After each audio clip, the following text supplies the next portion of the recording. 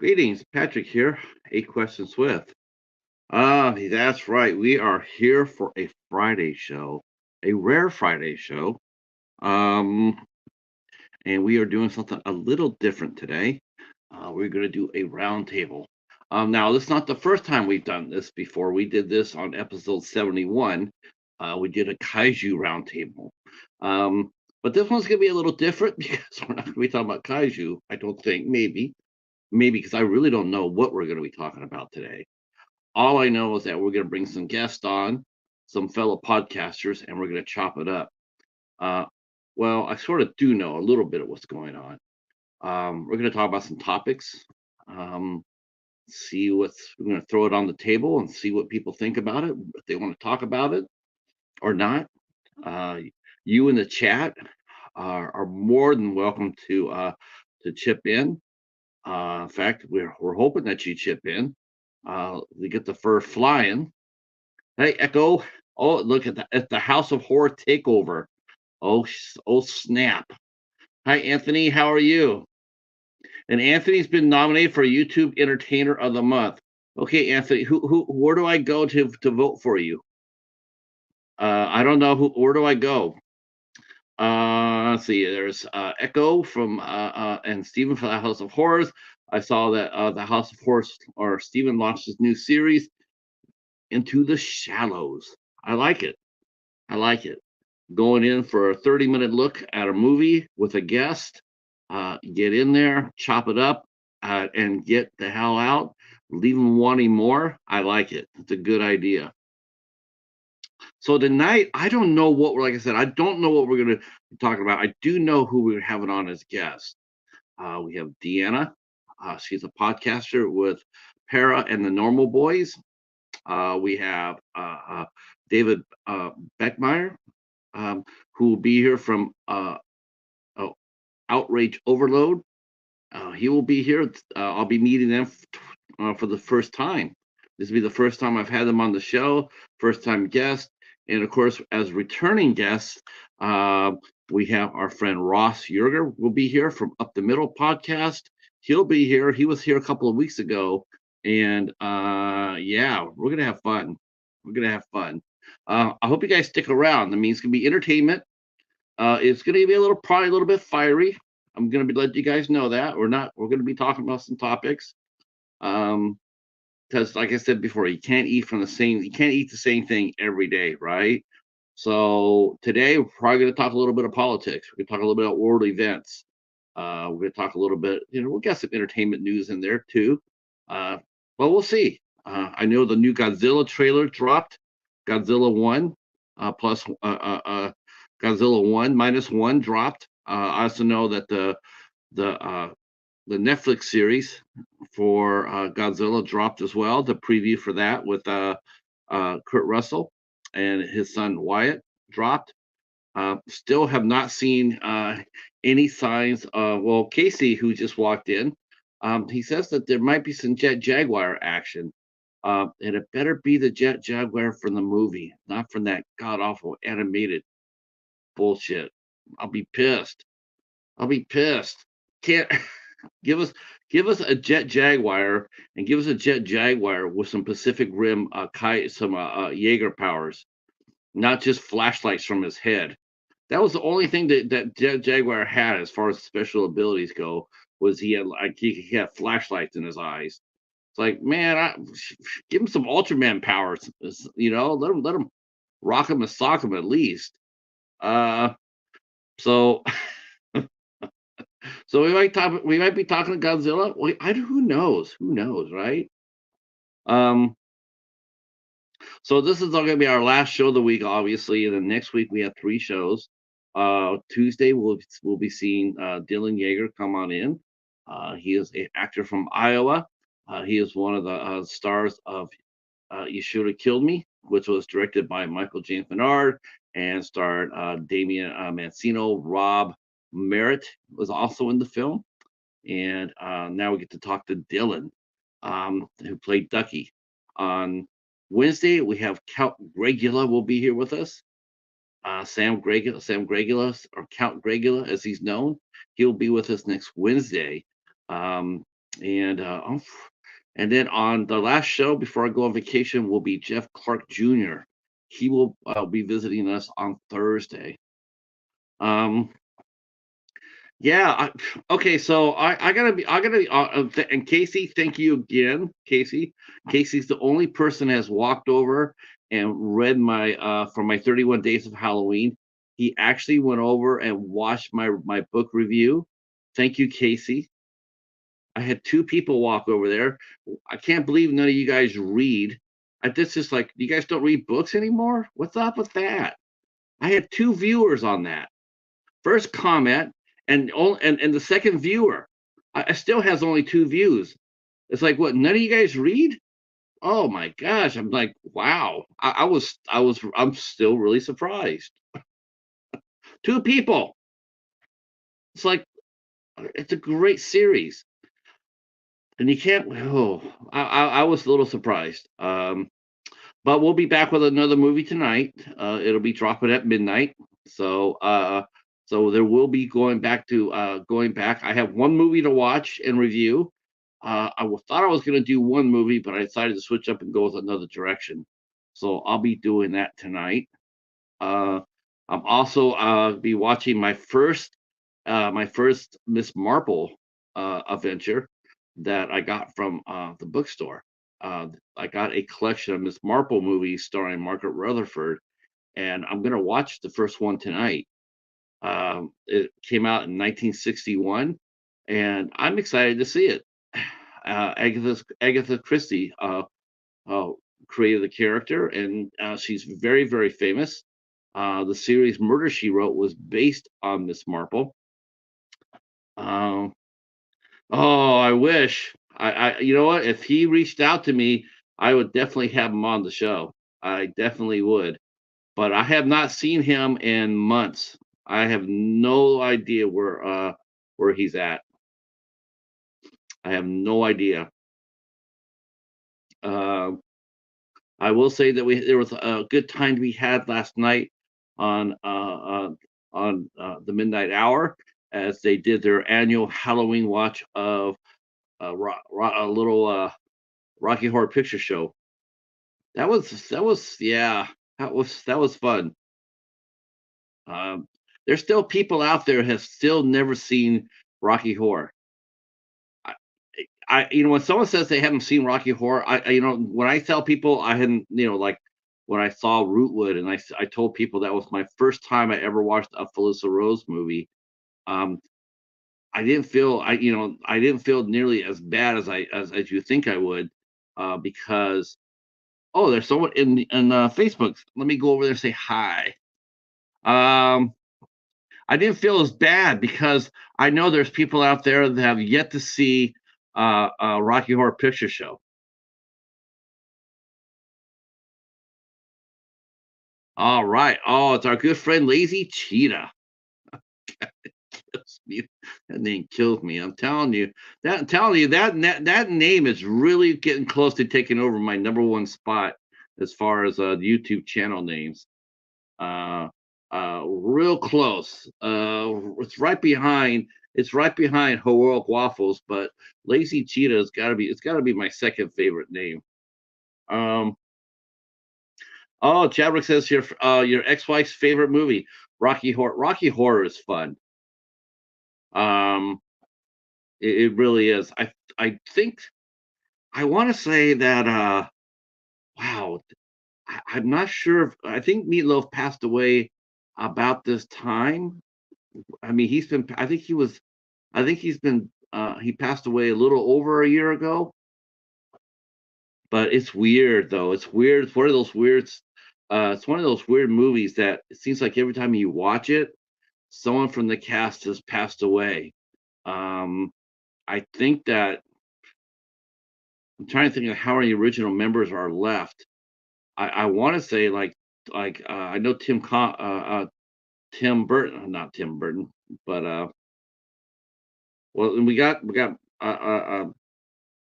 Susan Sarandon, Barry Bostwick, Tim Curry. Um, is that it? Just the three? It's gotta be more than three. I know I do believe Magenta and Columbia are both gone. Of course, Meatloaf's gone, and I think Richard O'Brien's gone. So I think those are the main characters. Patricia Quinn's with us. Okay, what role did now I which one was I know one of them passed away early. Was it Magenta or Columbia? Oh, they're both alive. Oh, I thought one of them passed. I could have sworn one of them passed early. Oh man, that's cool though. I didn't realize till like 2 3 weeks ago that Tim Burton God, I don't want to say keep saying Tim Burton. Tim Curry was in a wheelchair. I did not know that he was that sick. He was still doing conventions. Yeah. Oh, okay. You met them both. Okay. Yeah, Magenta and Columbia were cute. Definitely. Let's see. What else is going on here? I know people are doing their 31 days of Halloween. I'm not sure if you've caught up with Jen from the grave, but her and Christian are paired up on 31 days. They just got done reviewing. Hey, Joseph, how are you? They reviewed Dark Knight of the Scarecrow today. They also reviewed a movie that I thought about reviewing. I was looking at it. I was thinking maybe I should review this one, and I was fighting to do, whether to do it or not. And then I saw they had done it, and that was Spellbinder from 1988. Wow, I saw that in the theater. I was one of the few people that saw it in the theater. That movie was good. That's a sleeper. That's a sleep. That's a the ending is so it's so like holy shit. Um, but had a young Kelly Preston. Man, Kelly Preston back in their day. Um, let's see. Oh, you didn't. Why didn't you get to meet her? You did not get to meet Danielle Harris at Scarefest this weekend. Oh, why didn't you get to meet her? Were the lines too big, Joseph?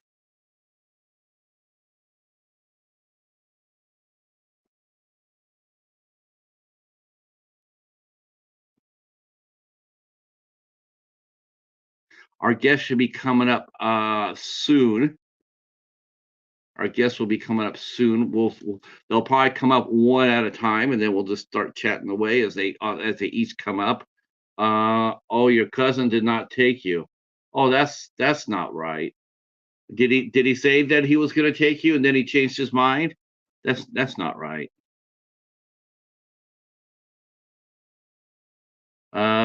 Did not see the fight between the Rangers and the Astros. Uh, Woo, the hate is yeah, the beef is real. Yeah, I don't think honestly, I don't think other baseball teams like the Astros. I don't think any baseball team like the Astros. I don't think they don't think they I don't think they trust them. Hi Anna. Let's see. Lazy Cheetah says his favorite movie is Beetlejuice. Man, Beetlejuice is really fun too. My favorite Tim Burton movie is definitely though Sleepy Hollow. Sleepy Hollow is my favorite Tim Burton movie. But I also liked his Planet of the Apes movie. I actually liked that movie. I thought he did a nice job with that. Let's see. Let's see. Hi Sue, how are you? How are you? Our guests will be showing up here momentarily. I told them all to come up at 8, as I always tell all the guests to come up at 8 o'clock. But you know us, we always start 15 minutes early, and then we'll get going. See, Phantom Fun World, yeah, well, that was pretty good. Sweet. Uh, we are talking about whatever you guys want to talk about. This is a roundtable night, so it basically is going to be as soon as the guests get here, we're gonna throw some topics in the middle on the table and see where it takes us. Hey Timothy, how are you? How are you? Oh gosh, you guys are really filling it up tonight. Hey Greg and John, how are you? How are you? Wow, I already got 10 people here. Thank you so much. Feel free to share us out. And more importantly, feel free to contribute. If you have opinions, once we get the show going and we get some topics going, please feel free to jump in. Um, yeah, I still watch that interview too, Joseph. Let's see. I hear the new King. Casey said that he said that he heard the new King Kong. The doorbell has rang. I don't know which guest this was going to be, but our first guest is here. So let's go bring him up and let's see what happens. Roar.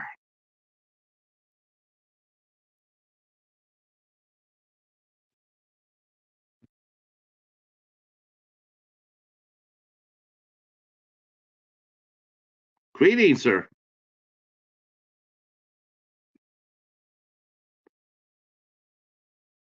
Uh,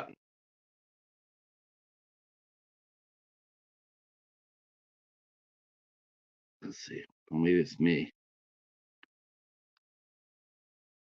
All right. Can't.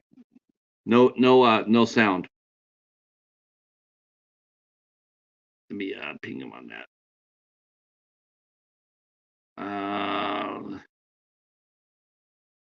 Hold on here.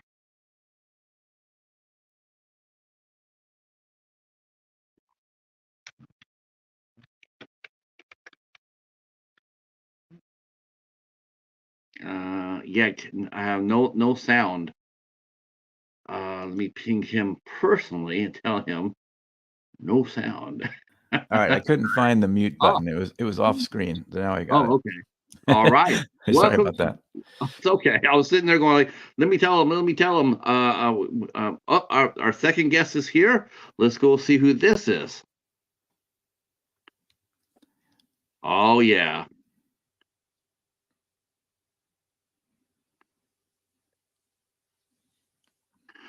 All right. He got this is the guy who got my vote for Speaker of the House, by the way. I wrote him in. So Ross, how are you, sir?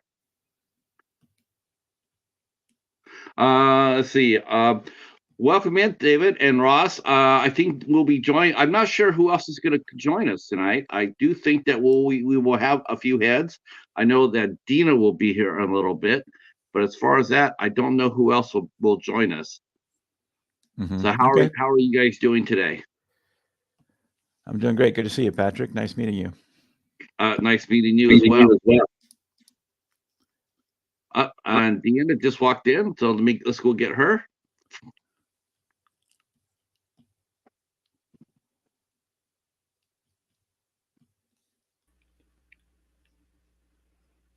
How are you? Greetings. Welcome to the show. Welcome to 8 Questions with Greetings. the Roundtable edition. Yeah, How this are is you? going to be good. It's very nice meeting you and David for the very first time. Can you Nice can to you meet both you. see the chat? Okay. Pardon me? Can you both see the chat? The chat. Okay. I can. Okay. Yep. Good. Is that the thing under comments or under private chat? No, hit comments and you'll see the chat. Yes. Got it. Wow. So like this is gonna be a lot of fun because I'm gonna you know what I'm gonna go ahead and sit back here for a few. I'm gonna let David and Deana tell us a little bit about themselves along with Ross, and then we'll get into it a little bit. And I'm looking forward to it. And so we'll let the lady start off first. So tell us a little bit about yourself and about your podcast. Well, I am, I guess first and foremost, I am a mom, which is I enjoyed. My daughter's grown now, so that was my primary role for a long time, along with um, working in public service for close to 30 years. I was a 911 operator for approximately 9 years, and then moved over to dispatching, emergency medical service and fire dispatching, and worked for the sheriff's department for a little while, and also after that I moved into private ambulance service, dispatching and running the dispatch office there at a private ambulance service. And after that, I moved to a um, drug and alcohol and mental health facility, working in the office. And then I moved to the Rape Crisis Center division in that same facility, or same company. And now I'm on medical disability with medical. Oh my goodness, I don't know what's going on here. Hang on just a minute. I'm seeing your screen like buzz in and out, and I'm going like, normally I would be like, I'm having all kinds of pop-up things here. But I was going to say, normally I would think that's just, tech problems, but knowing you and your podcast, it might be some paranormal activity going on over there. It possibly could be. Yes, our podcast, I'm with Or Normal Guyz, with Glenn Jackson, and we have the paranormal, or normal people. We try to get people from all walks of life. His philosophy, and mine as well, is that everyone has a story, and we like to hear it. We want to hear it. Nice. We have people that are focused on Bigfoot, Sasquatch, and we also love ghost stories and things like that. We have a podcast called Misfits, where we don't have guests. We kind of we have a panel of regulars that we normally pick topics. We have a ventriloquist on the show, and we're trying to get people to call in and ask him questions to kind of get the show going. We have a segment for him, and otherwise we have a topic we pick to talk about, and it's kind of gets grisly sometimes, and fun, and kind of out there, but it's ridiculous. And then we also have another podcast that focuses on Big Brother show. So right now that's what we're doing, and we plan to expand.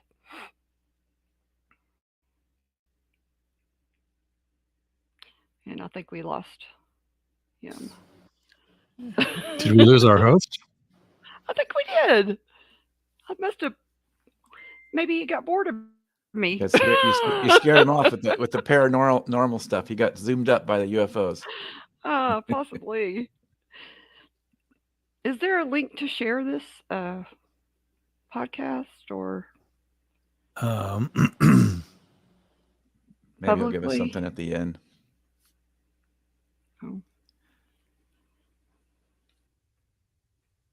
Or maybe he does have live listeners that connect to this. I'm not sure. Well, yeah, because there's still people chatting. So, got it. Here we go. Yeah, I can't connect to that chat because it wants me to use a YouTube account, which it doesn't seem to like my YouTube account for some reason. It knocked me out for a second. We can definitely see you and hear you, David. Right. I just can't participate in the chat for some reason. Oh goodness. Are you? Oh, really? It makes it wants to do a YouTube, and I try to connect, and it doesn't like my YouTube account for some reason.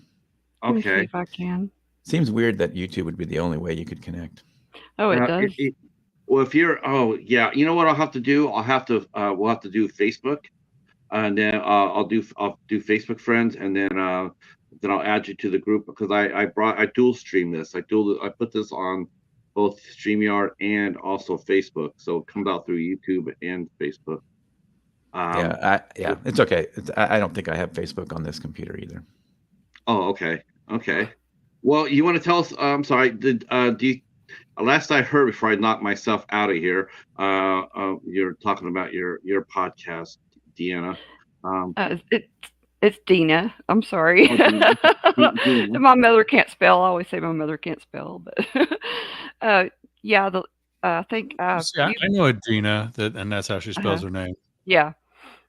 There were 3 of us in high school. We all spelled our names differently, so it was kind of weird. But I think you popped out when I was talking about our Misfits show, which is on Saturday nights.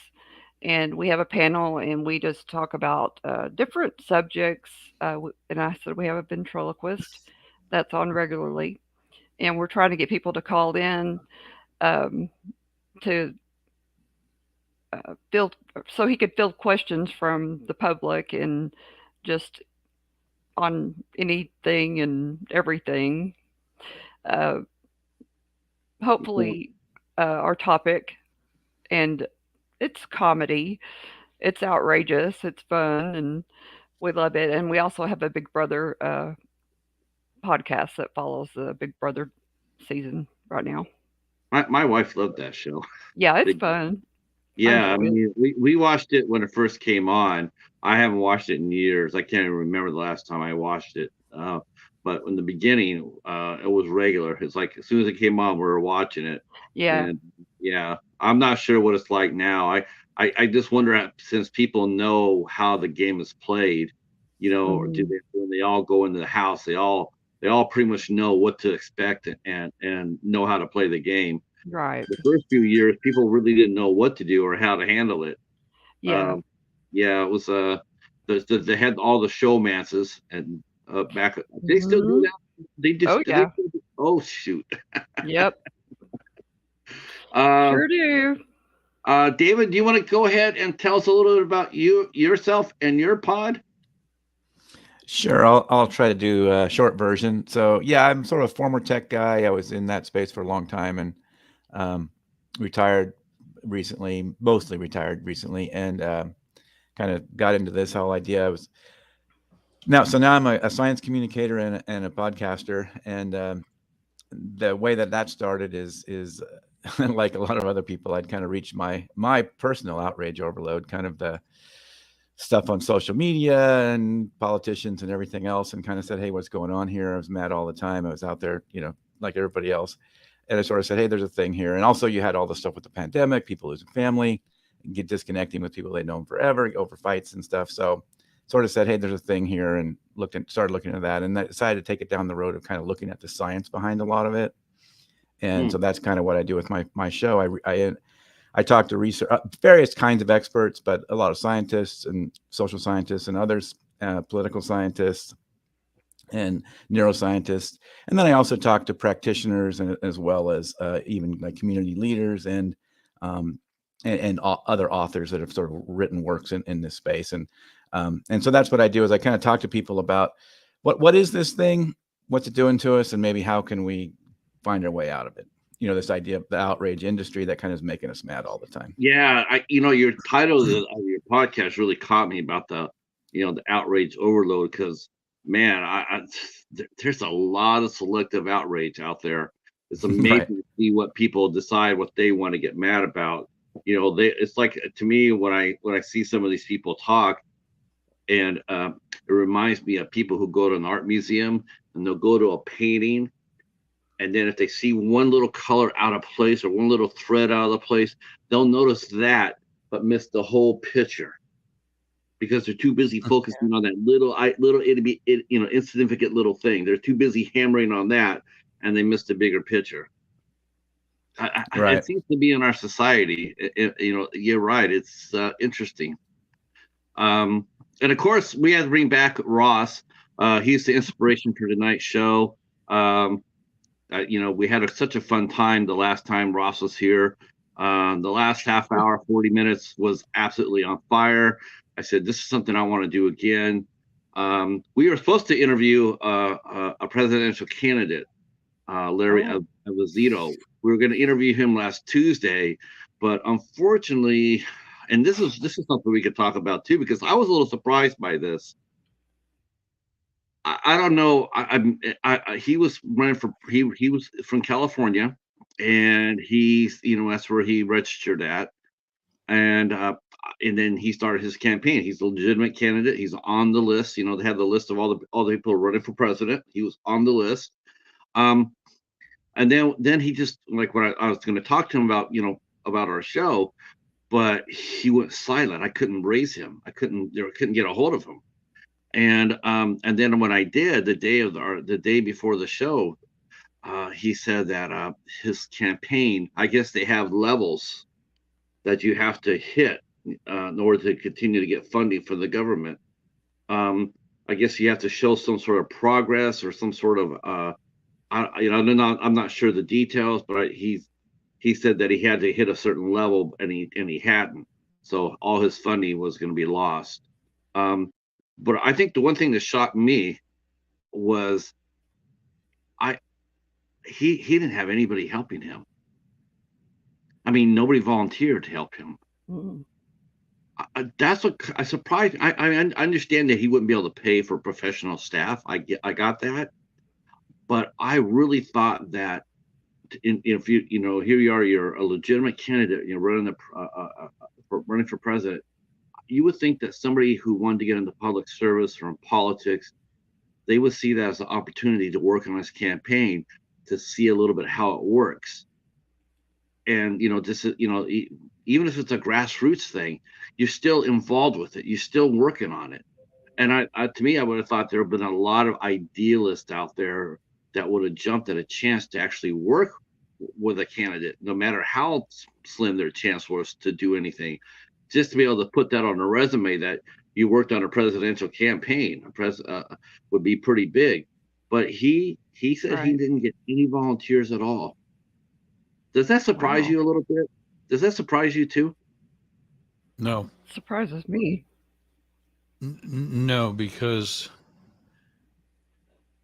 Bernie Sanders already had a method or a means to become nationwide.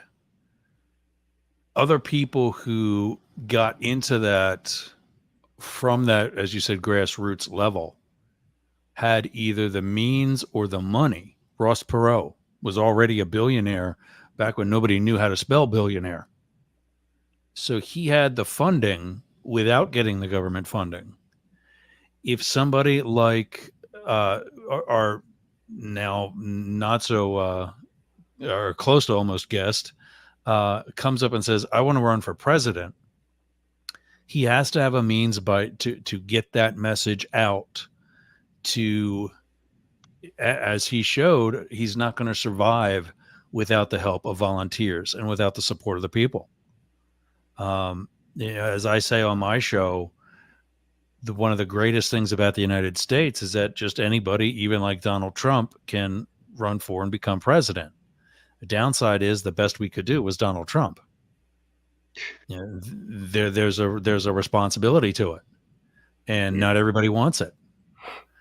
Or not everybody has the capability of rallying those troops to get the support needed. And so when you told me that it was canceled, I was disappointed, but I wasn't surprised. I was disappointed. I didn't know about the level. I didn't know. I had a suspicion about that though, because I was thinking you have to show some progress. And then when he and I were talking, Larry and I were talking, he also shared that, a lot of times I remember when I was going to college, there'd be candidates all the time talking. We see them throughout the year, different candidates for different races. I just always thought they just called up and asked if they could do it. And then I found out that you have to be sponsored. And he couldn't get a sponsor. No one would sponsor him. He couldn't get someone to get him on the campus to talk. Hard to get your campaign, hard to explain what your platform is, or or get people to rally to you when you can't get to the people. And colleges are a great, it's a great it's a great place to campaign. So when I heard that he lost his funding, I was disappointed too. I wasn't surprised, but I was disappointed for him. Yes. I just did a quick lookup, and by my count, there's 986 people registered for president for 2024. 986 people. Mm-hmm. Wow, that's crazy. It's interesting though. I mean, of It course, is. it's. But what's that saying? What's that saying? That the term, when we all heard growing up, you could grow up to be Anybody president. can. Yeah, anybody can be president. Right. And there are 986 people. Well, they think that they can be president. Yeah. But let me ask you this. So we all know that it's not, a political candidate for higher office is pretty much shaped at the very top. I mean, it's almost predetermined that they're going to run. The media has its a voice in that as well. I remember when Barack Obama gave this closing speech to the Democratic National Party, and I clearly remember NBC basically nominated him. He says, "We'll be seeing him running for president in 4 years." Yeah. Do you think the media has their fingers in the political process in terms of shaping who runs? Who do we get? I mean, yes, absolutely. Yeah. My experience is not so much that, as I take a look at some of the actual numbers right now, I don't think it's close. I think Joe Biden's going to win this one rather handedly. And the reason why Deana's shaking her head is because she's looking at it from another perspective of the political spectrum, but she's also following what the media says. The media has it really close. The media has Trump ahead in many states. He's not going to be able to run in those states. No, he is in blatant violation of the 14th Amendment. I'm not saying that it will necessarily be Trump, but I do not think that Joe Biden will win. Who's going to beat him? The Republicans can't get a speaker, let alone a presidential candidate. Yeah, I know they're screwing up. So who's going to beat him? There's no one out there that, you saw the two debates they've had already with all the other candidates, and Trump wasn't even there, and they still lost ground to him in the polls. Exactly. I think it's going to be close. I don't know if I agree, Yerger, it's going to be a landslide or even just an easy win. I'm not saying necessarily a landslide. No. But first, Trump's not going to be on in every state. I don't see how they can keep him from running in every state. Oh, he doesn't. He just needs a few. He just needs to be eliminated in a few, like New York, be eliminated. Imagine him losing New York. How can they do it? How can they? The 14th Amendment says it does not have the. First of all, the history behind it is probably the more important thing, and that is that it came in from the American Civil War, and what they didn't want another secession again. So if you ever did anything of that nature, you were prohibited from taking part in federal government. So did anything of what nature? Of trying to secede, he's not been charged with anything like that. January 6th, and he has not been charged. No, he has not. Yes, he has been. No, he has yes, not. He has. No, he has not. He's been. So this is what the extreme right does. They just. I am not extreme right. Excuse me, sir. Well, you're supporting a traitor. End of story. I'm not supporting a traitor. He did not. He caused the insurrection as an act of insurrection. Yes. There was no one charged with insurrection. No one has been charged with insurrection. Period. I always love that. I mean, I'm not necessarily disagreeing with you, but some people were convicted of sedition, conspiracy of sedition. There have been some people charged with conspiracy. So this is an interesting hill to die on, because that's not. If you look up those two words, if you look up those two words, Yeah. it's not like sedition is a whole lot better. I understand that. I exactly do my point. understand that. But the They're both- media, Exactly my point. excuse me, the media and the Democratic Congress persons have, from day one, called this an insurrection, and it was not. It was a an coup. insurrection. It was Yeah. not a coup. It was a coup. It was not a coup. They Well, certainly that tried part- to make it one.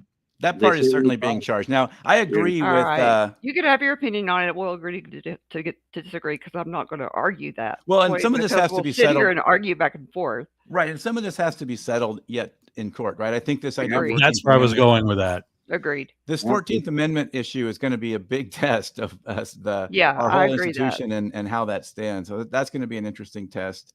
I And agree. these other cases as well. I mean, I think, he's pretty close to charged with a coup in Georgia, right? It's not quite labeled a coup, but it's essentially overturning the election. You and know what? election You know what? Three people have pled guilty, by the way. Right.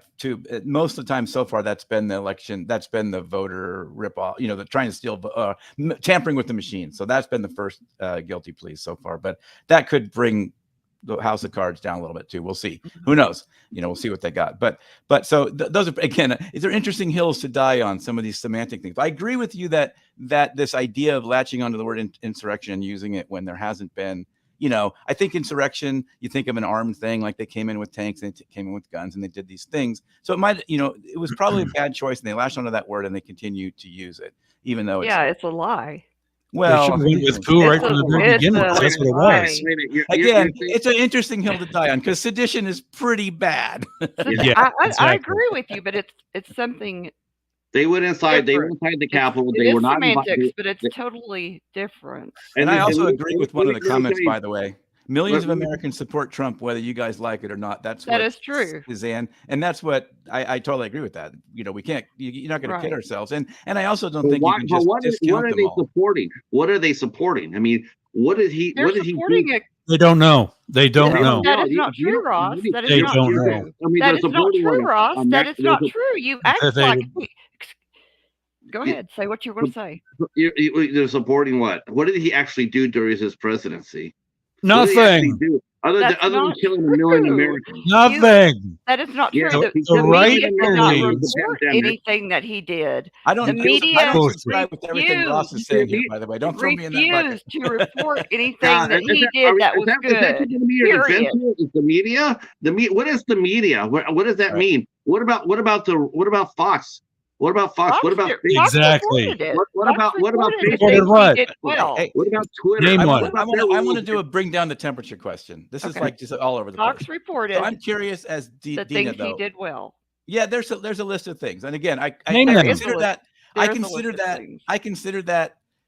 Kind of like saying, but so Mrs. Lincoln. Other than that, how'd you like the play? Given what he did on the other Yeah. stuff, right? But so I'm curious, like what? Deana. David. Well, what he did to basically stay in power and What deny did he the do to election. stay in power? No, A He had coup. a whole, he put said- together. Yeah, he put together a whole plan, and he was Yes. he executing did it. not put together a whole plan. Yes, he did. Yes, Did you he read the did. indictment? I Did you have read not the read indictment? No, I We had don't not. even need the indictment, Ross. This was out in public, like he said. What he was Exactly. gonna do, and this was happening. So there was absolutely. So how is it not? I guess I'll go back because my question was going to be, how do you support him? How do you support him given what he Yeah. did? About Yeah, that why- stuff. So why- let's step why back are a you little bit more. supporting him? What makes you think it wasn't? So how did he not put a plan together to discount the Well, the tell me votes first. of people that lost? Yeah, Let's I'm go asking you back first. to Well, wait, let's I go wanna back ask to Deana this question. 2015. I want to let her Let's answer do the go back to question. 2015. Okay, go ahead. What was your question? My question is if it's not, so you're saying it wasn't, there wasn't a coup. You're not calling it a coup, but so what was it then to discount, millions of voters and He stay in didn't power dis- anyway? Yes, he did. He wasn't going to do that. He absolutely was. tried to do it. He did it in 60 lawsuits. 60 lawsuits he tried to do it, and he lost Tried to 60 do that. something But he lawsuits. didn't. He did not file 60 lawsuits. It was other people. Rudy Giuliani did. One of his It co-defendants. was filed not it Rudy. in- They Rudy filed it and in- Cindy Giuliani they did Powell. not filed it file in his 60 name. lawsuits. And Filed Cindy It all was Powell. in people his name. from. It was It was citizens that filed Yeah, on his behalf. On his But behalf. he See, did that's not. He did not have anything to do with those wow. lawsuits. He Wow. did So not. that's where you're that's No, the line you're going to draw. Somehow It, really? these no, people I'm just independently that said that. negative. Wow. These are separate issues, is what I'm saying. You are Which two? throwing this No, crap what? all No, together and making I'm it really up trying to to roll it fall. back. I'm really trying to roll it back. I'm not trying to throw. I'm trying to understand where you're coming from. I really Yeah, am. I me do want to too. I'm trying understand. to explain to But you you. keep, and I agree with you that you're getting kind of shut down and stuff. And I don't want to try to do that. Yes, there's three of you against me, and I will No, I argue with want to you until understand. the I really cows want to come understand. home. I don't want to be bundled up with these other two guys. Really, I Okay, don't. go ahead. No, Go ahead. I really do. All right, then go ahead. No, I mean, I I'm really not want to going to try to get understand. mad and run away. I'm telling you No, that. but I want And to we'll also still be friends after this, But okay? we're not going to learn anything if it just turns into these Right. big outings, right? And what So I'm saying, we should I all will learn something. exactly. And I'm not going to get pissed off. I'm not going to be angry at you because you have a different opinion. I will be your friend, and we'll be happy and walk away from this and agree to disagree. I'm not like that. I don't think that people should have this. I hate you because you like somebody else. I You don't hate hate me anybody, because and I didn't say that. no, Yeah. honey, I don't I'm hate not anybody, saying and I didn't that. say that. Yeah, I'm yeah. just saying I don't like the way this is. I don't like the way the world is right now because the um, before Trump, before Obama, it was an election. It was uh, I don't care if you don't like that guy. I'm going to vote for who I'm going to vote for. And it started out people are started hating each other for these. I mean, it's just I hate. become I'll mention this. As far as that goes, that started way before. That started when Obama, when he decided to run for president. It started That before that that, but it definitely well, ramped up yeah, when but he was it one of those it's really steps. ramped up. gotten ramped up, and with Trump, Right. it's It, become insanity. And I Yeah, think the well, pandemic unfortunately, added to that if even you more. backtrack to where that came from, it came from the right.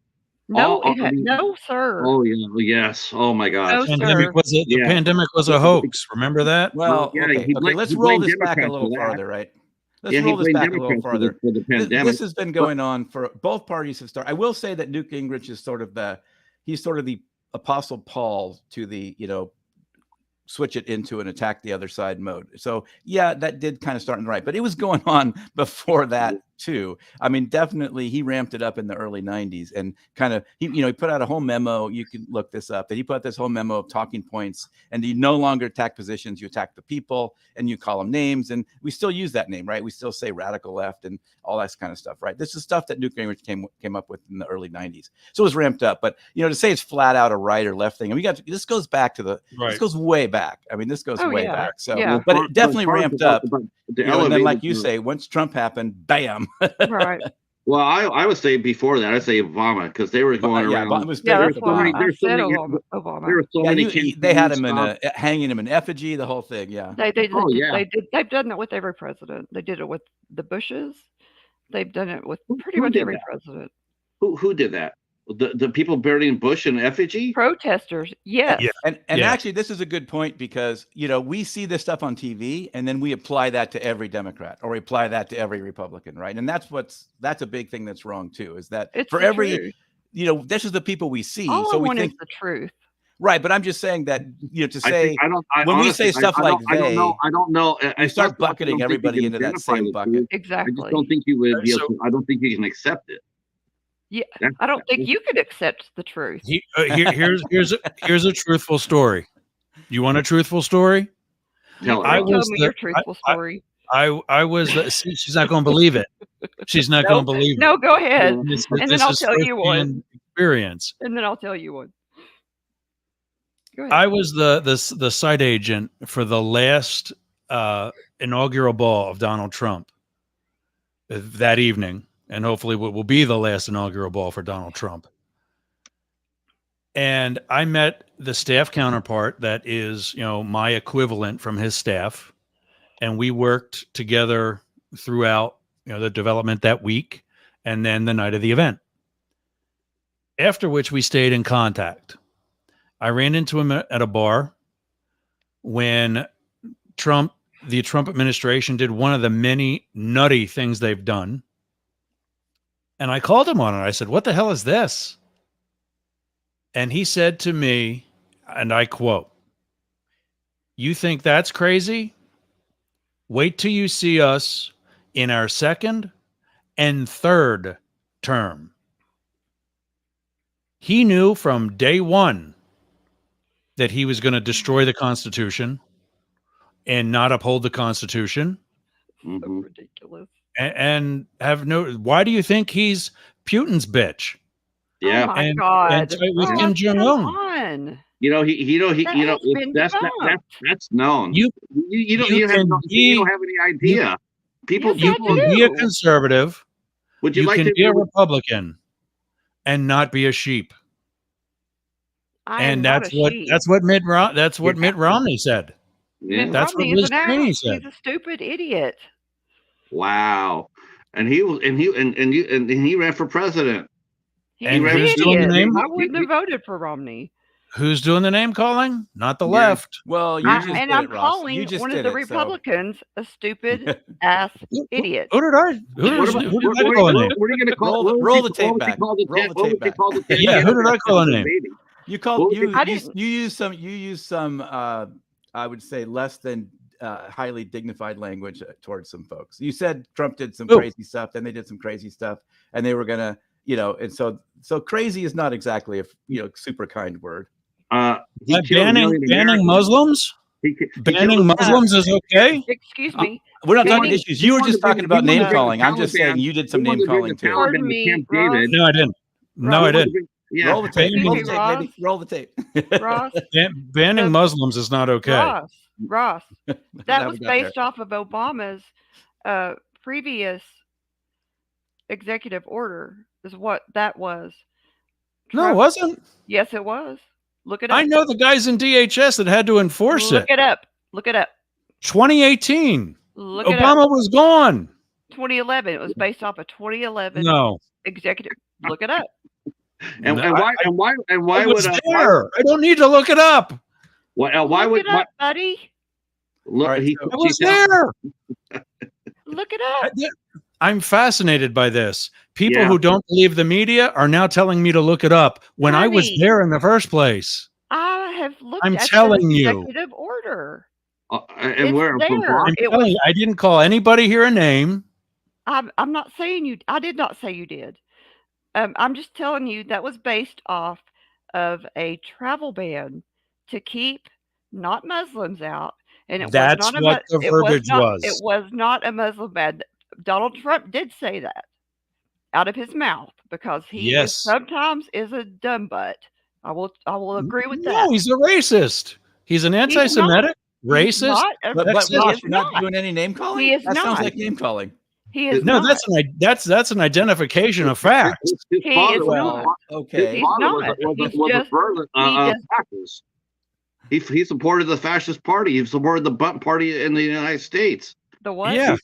He was supported the Bunt Party in the United States before World War II. He was involved in that. What are you talking about?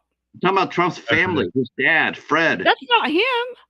Yeah, I'm not worried about that. The apple I'm doesn't worried fall- about something doesn't more fall too far relevant. from the tree, right? Oh, come on Yeah. now. You're going to go back But to the sins of the father. Deana, I'm worried about something a Really? little bit more relevant. Wow. What does it say that your candidate here, and I'm not saying you particularly now, I'm saying that the right in general who supports Donald Trump is okay with him walking up to you and grabbing you by the pussy? Yeah. That's not what Trump said. Oh my Yes, it God. is. Really? No, it isn't. He said they let you when you're a celebrity, and that's true. That's not what he said. Okay. It so is. he It is. I he can pull up the blatantly said- transcript. I can He pull was up the just found transcript. liable for a rape. Yeah. What do you think he did? He did not rape Kissed that her on the woman. cheek? I don't know what he did. I wasn't there. Nice The defense. jury wasn't there. I don't know. I wasn't there in the courtroom. I wasn't there when he supposedly did it. It's 20 years ago. The rules were changed in New York for this to go. There should be a statute of limitations For what? For rape? for rape. For a felony? There is. Oh my There God. are statute of limitations for rape. Well, that's why it was a civil trial, right? Because they changed the rules about the Exactly. statute of It wasn't limitations. exactly. That's He that's wasn't But that it. found doesn't make it liable for less. rape. That doesn't. Doesn't make it It any was. less. He was Doesn't make liable for rape. He was He liable was for rape. not. He wasn't charged with a criminal charge. No, When you say right. liable for But rape, it's the we're same saying thing. in a civil. In a civil sense, he was guilty. That's what why it- I didn't say that's he. what it means. Exactly. No. That's In why I a didn't say civil, he was in a guilty. civil, in a civil litigation, he was found Held lost it. liable. liable Yeah, to he pay lost. her money. Yeah, he That's lost. what I'm. That's But that it's means he's like- guilty. I guilty, I guess- understand that. I They're saying understand he's that. guilty. Yeah. I'm saying that there is no evidence, physical evidence that would lead these people to charge him with anything. It's her word against his. There is no camera footage.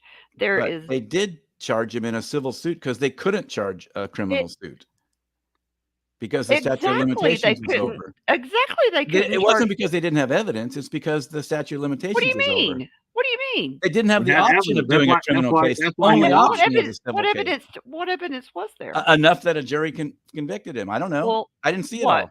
I heard some of it, but I didn't see it all. Yeah. What There was was it? enough. It was enough for a jury. What was I mean, it? What was it? It's like I don't know the it all. OJ Simpson. It's like the OJ Simpson. Do you know case. any of it? Do you know He any was of found- it? He was found not guilty I of only know killing the his stuff that they wife played here and there. in the court of law. Do you know but any of it? in civilized, they saw that they said that he was guilty. He was convicted of that. Now and he lost his lawsuit. He had to pay money. Do you know Correct. that Stormy Daniels had to pay him back because it was the non-disclosure was found to be It is a different burden of proof. I'll agree with Glenn on that. Correct. And it's found liable, meaning that you And could yeah, have had something to do with it. civilly liable. That And Donald Trump but I was also held think- civilly liable for rape. excuse me, let me finish. He was civilly liable because a jury decided that. It does not mean there was any physical Based on the evidence. evidence. There I was mean, no yeah. evidence. Oh my God! How do you think juries decide things? It's based on evidence. No, it isn't. You know, No, witness. What did they wake up for? Some of these jurists were Republicans. So Yeah. how I did they don't just wake up care. and find him guilty? Then if it wasn't based, what did they base it on if it wasn't evidence? I guess is the question, right? When a you testimonies said on there was no food. evidence, Deana. When a witness, especially a victim of a sexual assault, has the strength to retell that story, I'm being treated right now for PTSD and anxiety. Believe so am me, I. the shit I've been I treated don't want to go through it again. years Well, and let years. me ask you a question, Deana. And I'm a- You say you worked a rape crisis hotline, right? Yes, I did. So all those women that called up, they're liars, then, right? Every single one of them are No, liars. sir. Yes, they No, are. sir. I did not say that. Now, Definitely you lie. did- They you- You said there was no evidence, Deana. Yeah, I you know, did not. What evidence did you have Testimony. that they were been raped? What evidence did you have in taking that phone call that they had been raped? How do you know they weren't the ones sitting over there just trying to get back at their boyfriend? Excuse me. These, Yeah, go on. Yeah, I'm listening. You are comparing victims and children that came into the center where I worked that had just been Mm-hmm. raped and So they say. had So they say. What's the evidence? the nurse who took the Okay, rape but kit. Tina, Okay. would your What You about the shut lady? up. What about the I'm not here to upset goddamn anybody. mouth, and I mean it right now. What about that lady who Tina, went to the hospital Patrick, stop. who reported her rape? What about Shut your her? mouth. Patrick, I think everybody's point has been made. No, I'm offended by this. That woman. Why You would can she be lie? offended, but you Why shut your would she goddamn- lie? Why would she I lie? don't know why the hell she would lie. That I wouldn't say she did. Tina, I the wouldn't point, say she the point did. that you're missing. The point that you're missing, Deana, is that firsthand testimony is evidence. And you're right. You weren't there, Mhm. You're right. I was Gene not Car- there.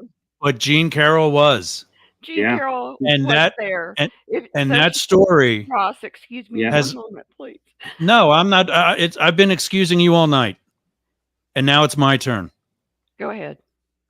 And then I will have my say. Gladly. Jean Carroll's story hasn't changed one time.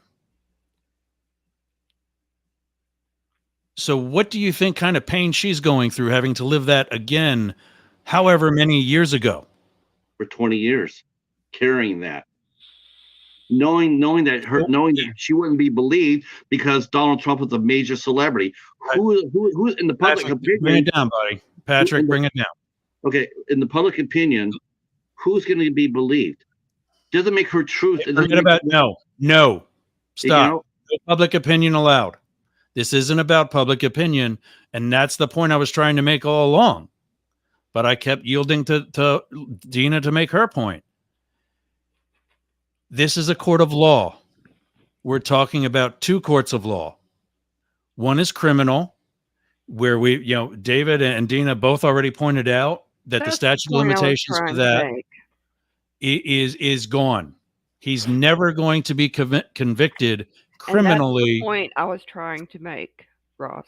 But what you said, Deana, was that there was no evidence, and that when I said that he was found, testimony is evidence. Testimony is evidence, but it's not criminal evidence. Yes, it is. It is criminal evidence, but he could not be charged criminally, is what I'm trying to say. Not because of lack of evidence, but not because of lack of evidence.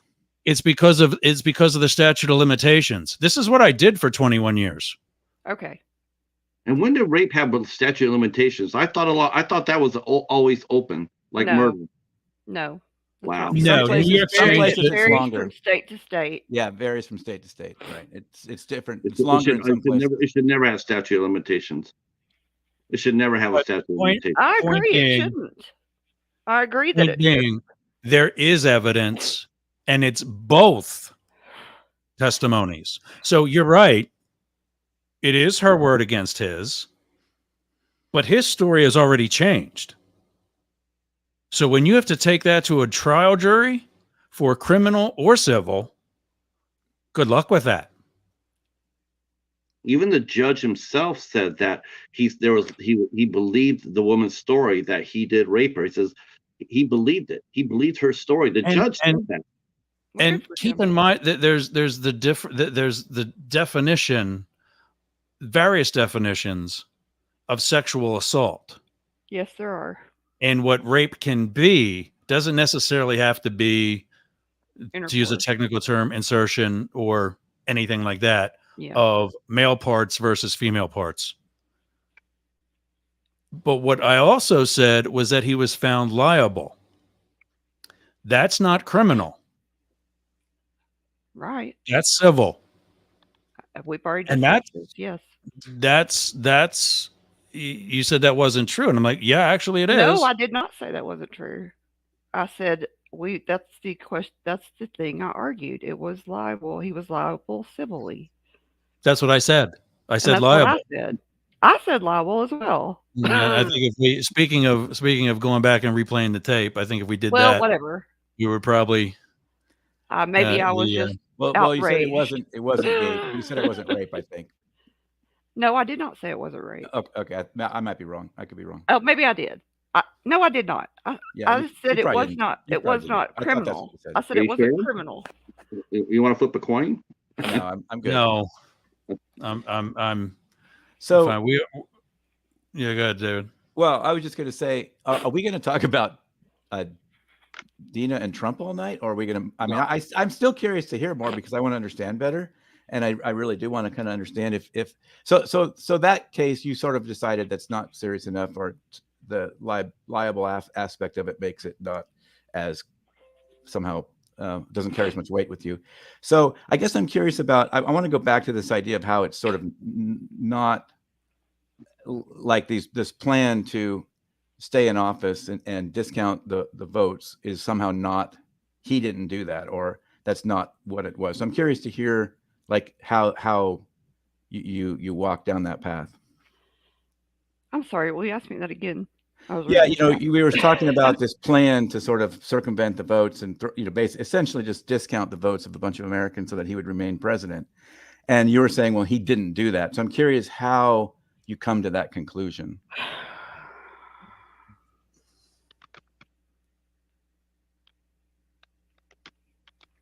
Are you talking about okay. Which part are you talking about that he because Well, I am not really positive.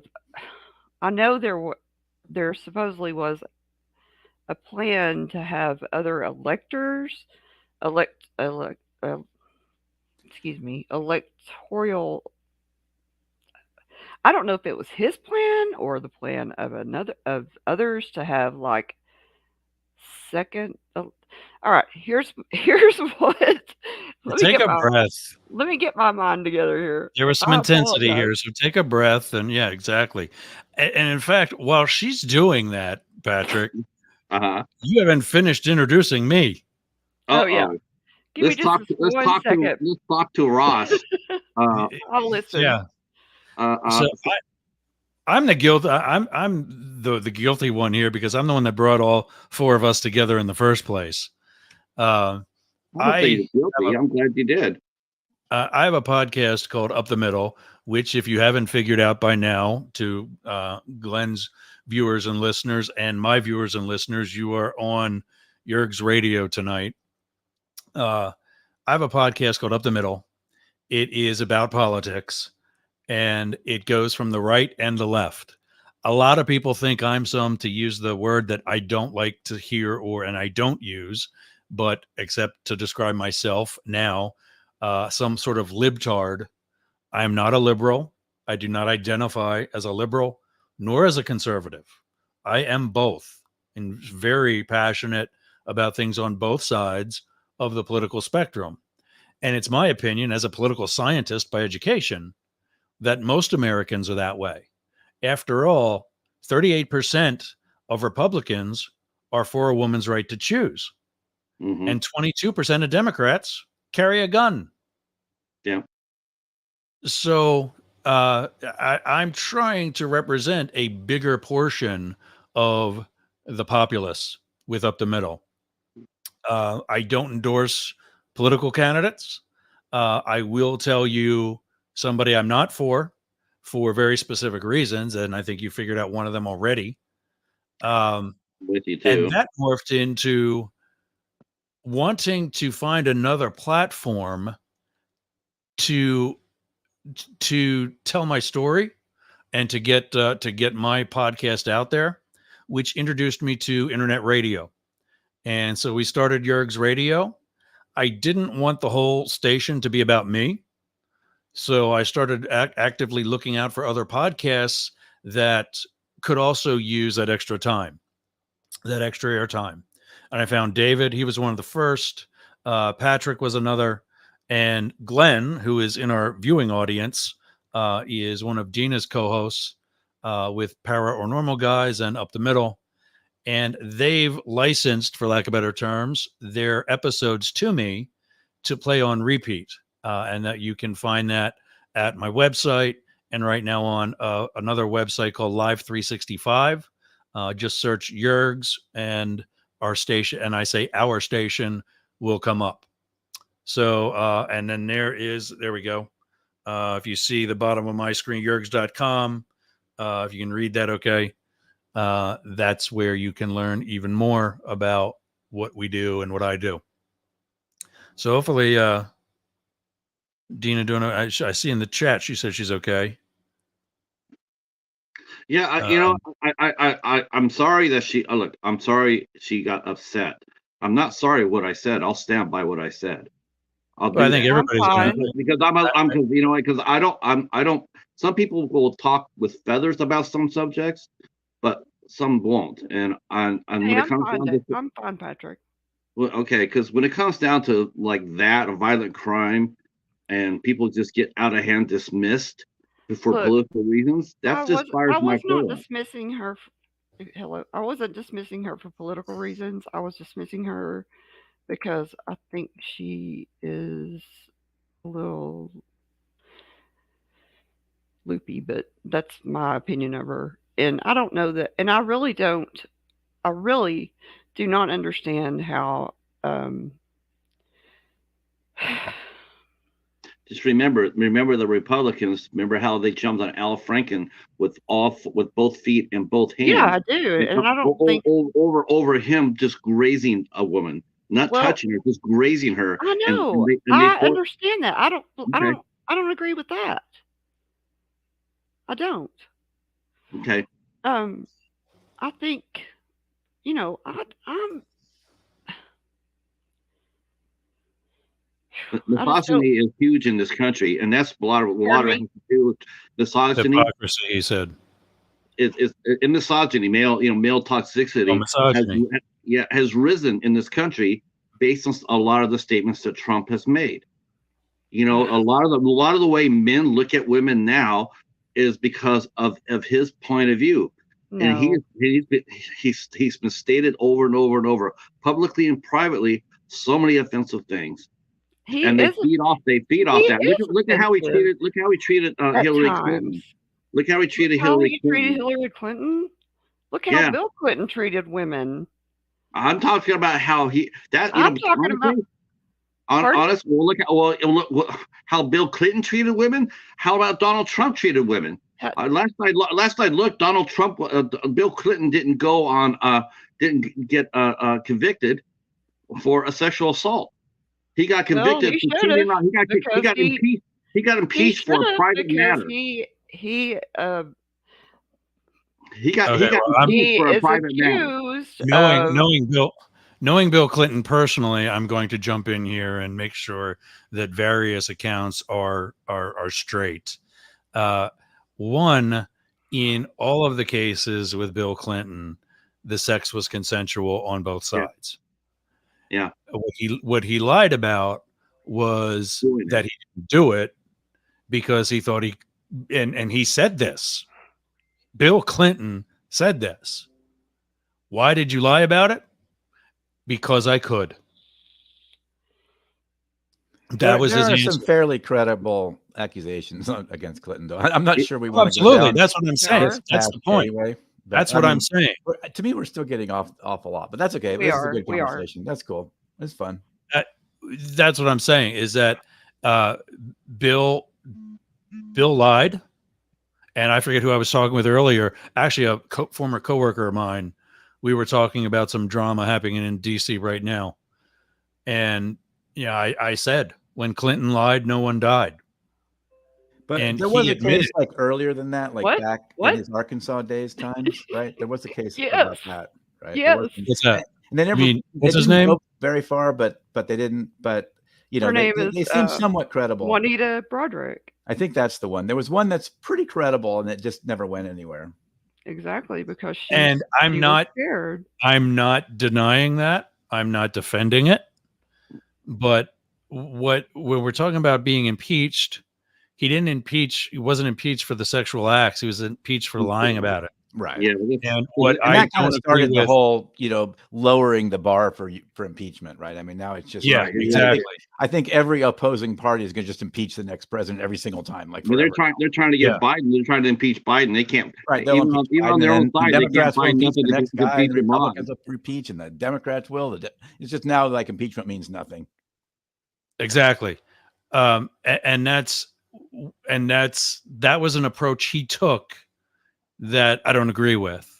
And Patrick reiterated that a moment ago, that it was a private matter. Yeah. Nothing on federal property is a private matter.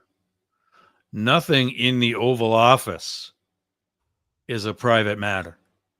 If it was, they wouldn't record every single conversation that happens there. And Bill was wrong for that. And he says that. He does not hide that. But anyway, I just wanted to make all those points clear. I read the book when they're talking about the Monica Lewinsky and how the staff worked very hard because they knew Bill, and she got put in there through favors, and how they worked very hard keeping her away from him the best they could because they knew something like that was going to bound to happen, and they didn't want it to happen. So they were trying hard to make sure. His senior staff probably. I've seen her speak about it publicly as well. She said the only reason she wanted to have an internship at the White House was to meet Bill Clinton. Any other president, she's fine somewhere else. And I have colleagues early in my career, very early in my career, because I came in at the end of the Clinton administration, who saw her at events hours before any of that happened. But the magnetometers, the metal detectors were open. So she came in and she would be standing there front and center, just her, waiting patiently for the event to start. And of course, we're standing there because it's, being swept and we have to post it and so on. And they're like, who is this? And then all this happens. And everybody that ever saw her at an event like that was like, oh my God, I know her. And many of them were forced to come forward and testify. Yes, she would come to these events way in advance for purposes of getting that spot. And it's not like you get there early and you get she was early. And it was her methodology and tradecraft of sorts to get closer. And it worked. Yeah, that's what I read too. So, Interesting. Yergs, you met Bill, right, Mr. Clinton? Oh yeah, I don't know. I was with him every day for 3 years.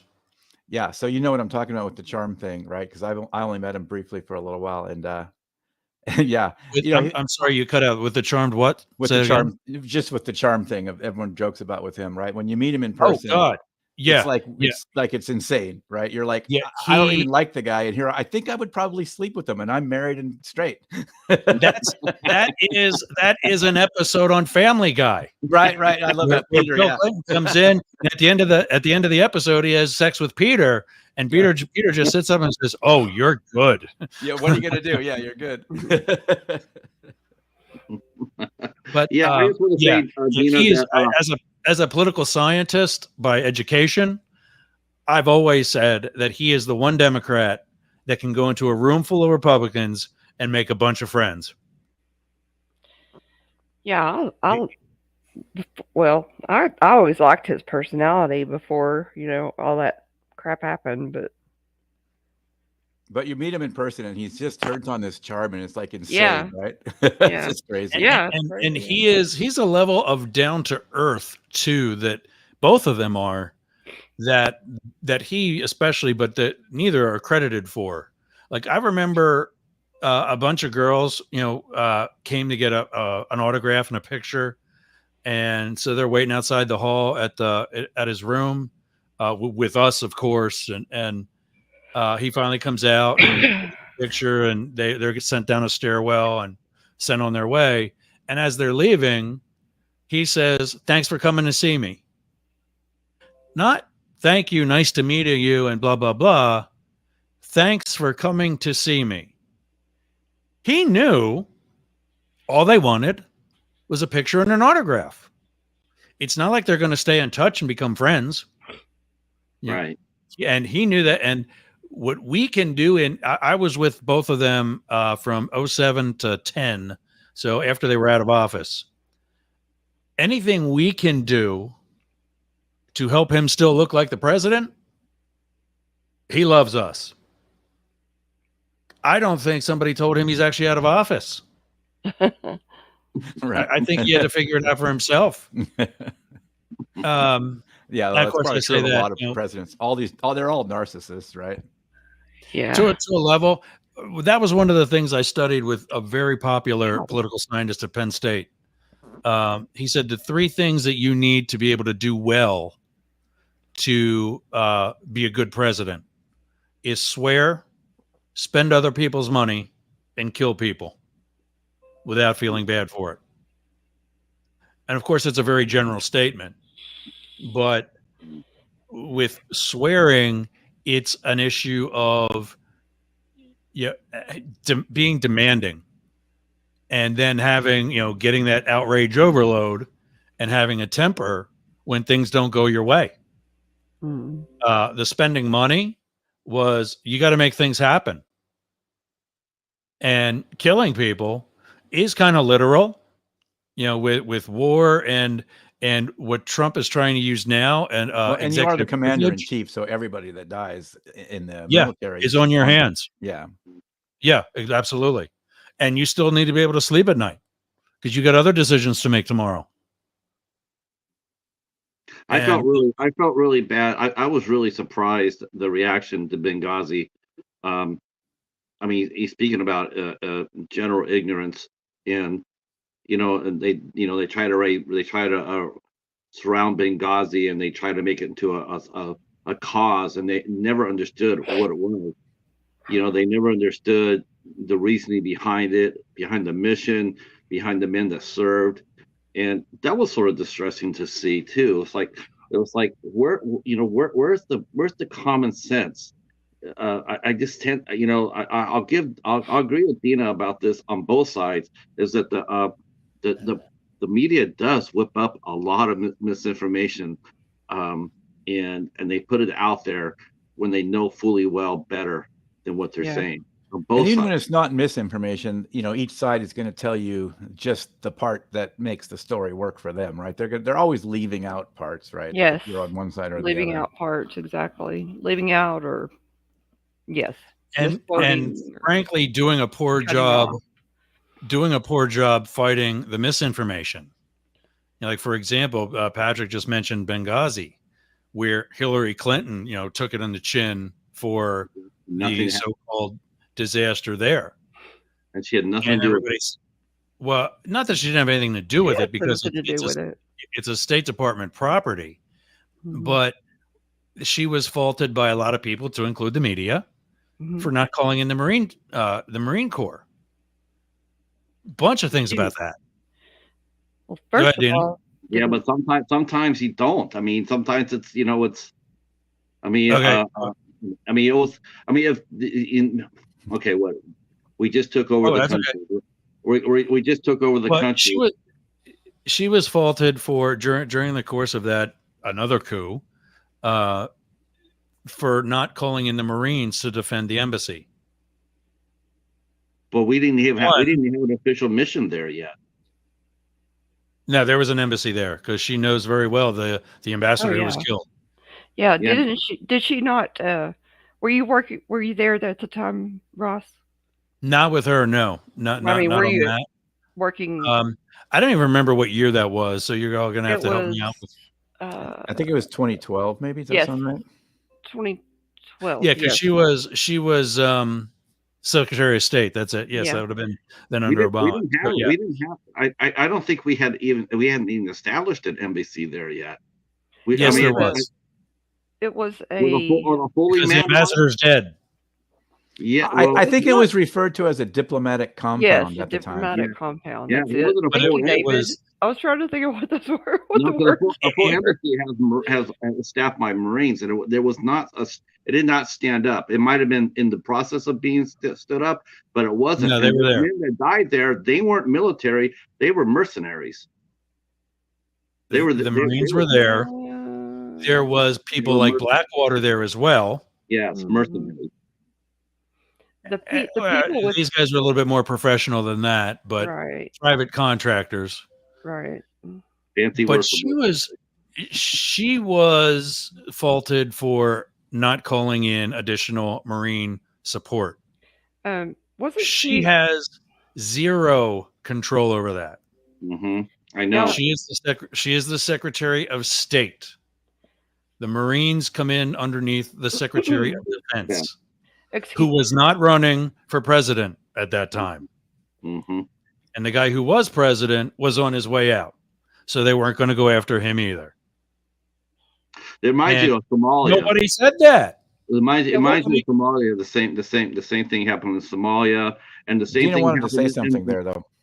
Go ahead. Yeah, go ahead. You're up. Wasn't she, or didn't she refuse to send extra security there when there was supposedly rumblings? We didn't have an official embassy. That would have been an invasion. We didn't have permission. No. No, she could have still sent additional security, but because they had taken away Chris. what was his name? Chris. Yeah, I was trying to think of it too, and you're right. His first, the ambassador. Yes, his they had first name was taken away. Chris. Correct. Yeah. They had taken away some of his security prior to 9/11, because it was 9/11/2012, right? 9/11 was 2001. I know that. But it happened on 9/11, right? It was September. Yes, I don't know. It was around September 11th. Terrorists like their anniversary, so that's possible. I think it was, yeah. It was. And I think that's a disputed thing, though, right? I mean, there was this, like, they were saying that they were trying to get more help and they couldn't get it through some bureaucratic problems or something. Yeah, because I think either her, Hillary Clinton's office, or her staff turned, supposedly, could be rumor, turned that extra security down. Now, I don't know that that's true. Oh, I know what you're talking about. Sure. Yes. No, I know what you're talking about. The ambassador did. The ambassador did. Yeah, because he was going undercover to meet with officials. He was not officially in the country. He came in on a boat a boat. He did not. No, that's not true. That don't believe the far left or right knuckleheads there. No. And there I did call somebody a name. Yeah, but no, that was a general. Not bad. Yeah, exactly. No, it was very, and I guess for tonight we're just gonna have to leave it at Chris because that's the only name we can. Ambassador Chris. It was known, and he was there officially. Well, I remember some irony too about how they were asking for help, or they had been for a long time before this event. I mean, not just near that event, but like for a long time asking for additional security. It was turned down by Congress, like the same Congress that brought her before them to complain about it. You know what I mean? So again, I don't remember if that's true or not, but I remember that being sort of a story at the time, and I don't know for sure that I can back that up. And that's my point about my beef with the Democrats, is that there's shit like that. As David just said, you know, the same Congress that bitched at her for letting this happen were the ones that didn't give her the proper tools in the first place. Yeah. Yeah. Why is she not saying that? I think she did say that in some of the testimony. But I mean, in a bigger picture, and not just that, but so much other things. When I tell people that I was with the Clintons, the first question people ask me about her, is she really a bitch? No, she's a sweetheart. She's a very down-to-earth lady. She's very funny. But the media, as we said before, only shows you what they like to show you, especially when that somebody is running for president. She did a shot with her staff. And that was the story, was that Hillary Clinton's an alcoholic doing shots with her staff. Really? Well, and I also got never heard that. I got this sense that she wasn't very good at the media training stuff. So like, if you just met her normally, she's a totally smart and funny person, right? But when she tries to turn on all the media training she's gotten, it just turns off all that authenticity, and she just looks stilted and you know, like forced and everything. And if she would just like maybe let go of that and just be herself, I think she would be a much more likable person. But I guess she's just. I agree. I've said that I think her biggest fault is reputation management. That, you know, she knows people ask that question. You know who I think? You know who I think's like that too, though. That when you mentioned about off the camera they're one way, and on the camera they react differently. I'll tell you someone who I would love to have a conversation with, to sit down and talk with, and that would have been Mitt Romney. I think he's totally different than how he is when he's in front of the camera. No. No, Ross is over here. Nope. I don't agree with that. Really? I've known him since the Olympics. Not that we hang or anything, but you know, I had worked with him through the Salt Lake City Olympics. He's very businesslike. He's very strong with his faith. He's also the reason he's retiring is because he's about to be the next Lynn Cheney, I think. And so if he says, I'm not running for re-election, it's an excellent opportunity for somebody who currently, I think he said he's 76 years old. He can't be bitching about the age of Biden and then be in his mid-80s at the end of his next term. Right. So he said, okay, peace out. But in all actuality, He walked right up to George Santos, a fellow Republican, and said, "You don't belong here." And that was on camera. Yeah, I saw that. Yeah. So, and he was one who voted against Trump in the conviction. The second one, not the first, I think, or was no? it But he was one of them. Yeah, I don't know. But what I found so disappointing was when he said in his book, or the lady that wrote the book about him, the recent that just came out about him, told the story of other Republican senators who came up to him and said, "We wanted to vote for conviction too, but we were worried about the safety of our family." Yes, isn't that shocking? Because all the death. And he turns back to him and says, "What would our founding fathers think of you right now?" Yeah, that wasn't until now. That wasn't a public thing. So I think with Mitt Romney and Liz Cheney, or is it? I get her and the mom confused. The recent Congresswoman from Wyoming, Miss Liz Cheney. She's Liz and mom is Lynn. Is that right? Yeah, I think that's right. Yeah. But I know she's Liz for sure. Yeah. I think with both of them, you get what you get what you say, and that's who they are.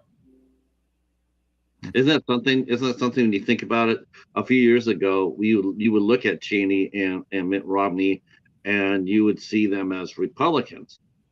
Well, he was pretty conservative, right? He was pretty hardcore. Yeah. Oh, yeah. Now, in today's world, they're both centrists. They're not Republicans. They're the new center. No, I don't agree with that either. I know what you're. I know what you're saying, Patrick. I know what you're saying, but I think it's what we have to say. My looking at the political spectrum, and knowing what I know about the Republican Party, and especially those two, it's this small faction within the Republican Party is just that far to the right. Mitt Romney is still Mitt Romney. Yeah. There are other Republicans much more centrist than he will ever be.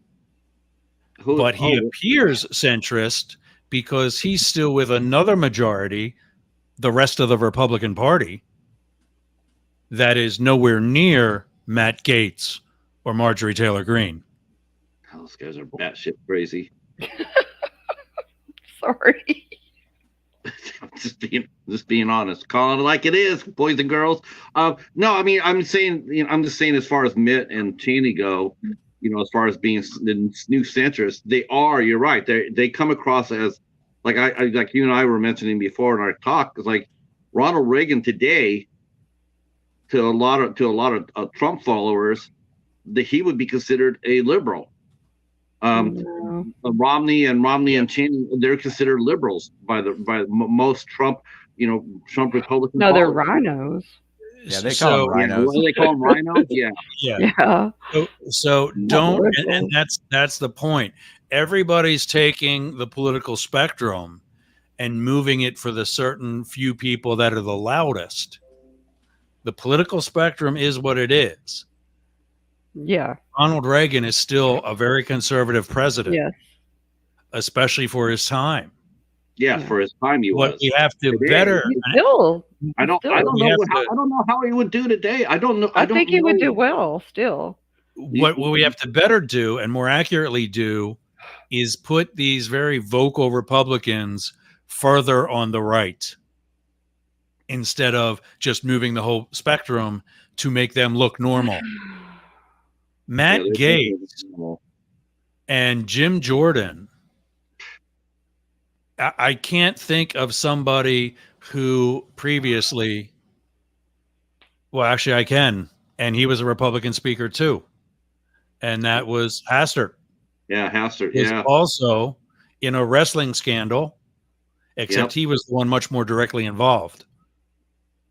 But I was going to say, again, what I said, the late night talk show joke that, a guy who failed to speak up was trying to become a speaker. Yeah. Yeah, Jim Jordan. Yeah, But I mean, Jim Jordan wants to rewrite the Constitution. No, he does He's not. made no secret about that. He doesn't want to. What do you think he wants to rewrite the Constitution for? He wants. What part? I'm telling you, the whole thing. He wants to convene the Constitutional Convention, and the only thing that, as a constitutional law guy, that I can see a need for that is to put in an amendment for term limits, because Congress ain't going to do that. Congress ain't going to do that for themselves, right? Or to themselves. Well, but Matt Gaetz is for term limits.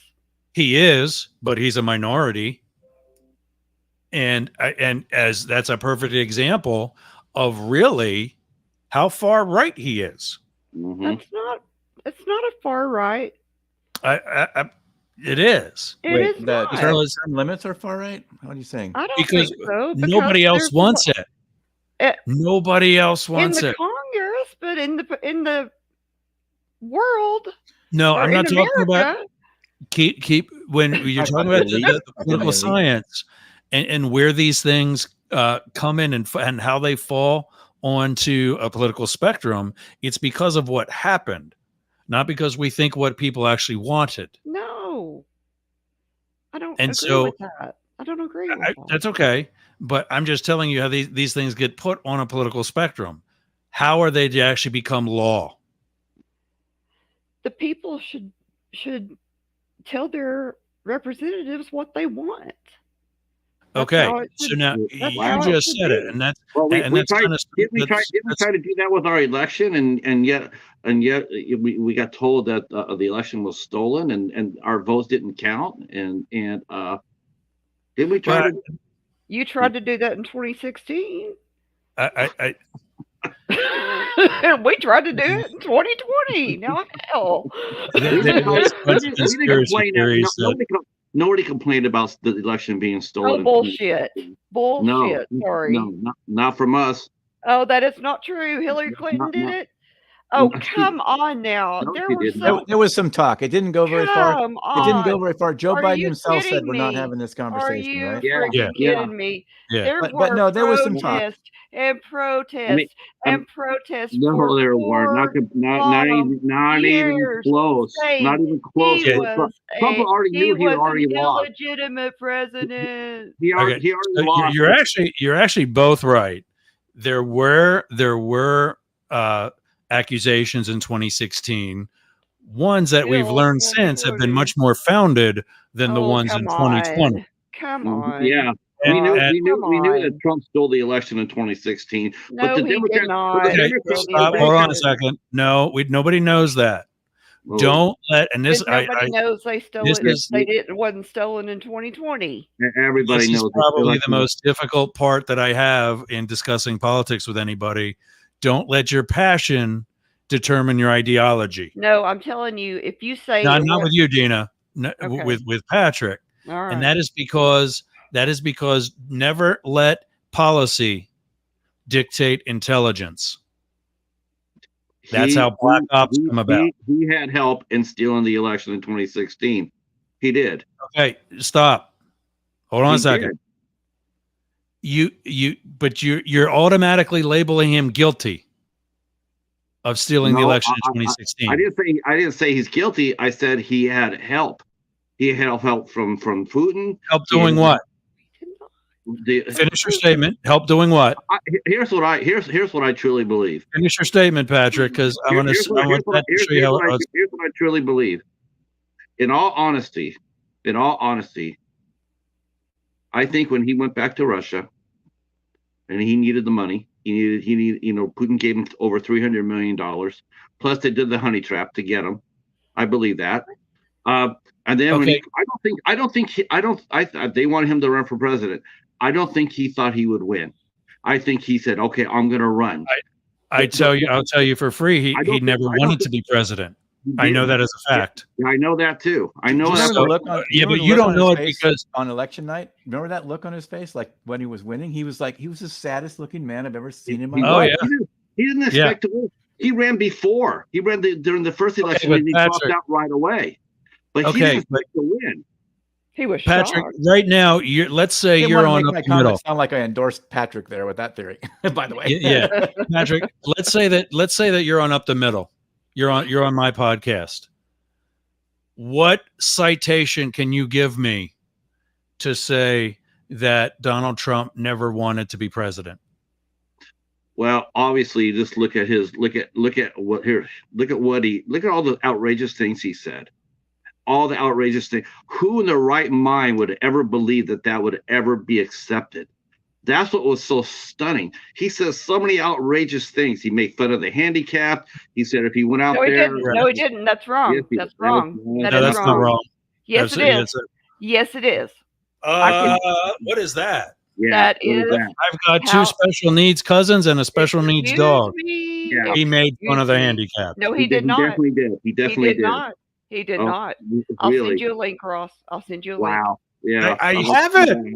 But he His made arms fun go of like the that. handicapped. Nope. I'll send you a link. He made fun of the You'll totally change handicapped. your mind. He said so No, many he didn't, outrageous sir. things. Right. No, he did Patrick, not, my sir. point is, you have no citations proving Yes, that I he did not can. want to be You know president. what? Look No, at it. Look I'm at talking his to whole. Patrick. Well, look at his whole I'm sorry. behavior. Look at his whole behavior. His whole No. behavior was designed to shock and awe. That's all it Are was. you- There was no. Are There you a was no policy. psychiatrist or psychologist? Oh my gosh! Come on, you really seriously? Patrick, well, You- I mean, the no, scary part, this- Patrick, is it Tell me- actually worked, right? Tell me I mean, he another. tapped Tell me into another something, right? presidential candidate. Tell me another presidential candidate that came with even a tenth of the bullshit that he was throwing out during his election run. Yeah, Zero. and he That's won. irrelevant. He Because won. of the He won. There's never been a candidate for office that has ever acted like he did. He did not expect to win. It was shock and awe. He Okay. didn't want it. He thought if he said But I all think of everybody's already getting the point you're missing. You have no evidence. Just Well- because he didn't win your vote doesn't mean Well- you have evidence that he did not want to be president. he didn't. I do. But he was forced to I run. do. I believe he was forced to run. I believe he was Not even blackmailed. close. No, absolutely not. Stop with the stupid conspiracy theories. Not a Zero. conspiracy. Look, That what was about- a what about- TV stunt gone wrong. No. End of discussion. Wow. What It's not the end of discussion because don't forget. I'm about to make it that way. I still like to see the file that the retired MI5 or MI6 agent that he got that we never have gotten to see it. We're he's the not one going to who- need that. David, you had a question. No, I was trying to just qualify what you were saying. It sounds like you're Oh. going to want to clear it up by what you're Okay. saying. So, I think you jumped in at TV, TV Right. stunt or whatever I said. Yeah. So when he came down the escalator, he is all about pomp and circumstance. When he came down the escalator at, I think it was Trump Tower in New York, Mhm. to announce that he was running for president, he never expected it to go much further than that. No, he didn't. He was no longer on The Apprentice. Other brands that he had, his shirt, his ties, and were starting to be canceled because of things like I don't know, I don't remember the actual date of the E. Jean Carroll thing, but Stormy Daniels and so on. I thought that was later. And when on election night, when he took the lead, Melania got pissed. And he was quoted as saying, "Don't worry, we'll never beat Hillary." And he's on first name basis with her because remember, he was a big donor for Bill. Yeah. But wait, so that you're saying that's like conclusive evidence? Like how do we know that that's a true statement? We don't. My friends were there. But it fits. My friends were there. Fits. Yep, I believe And it.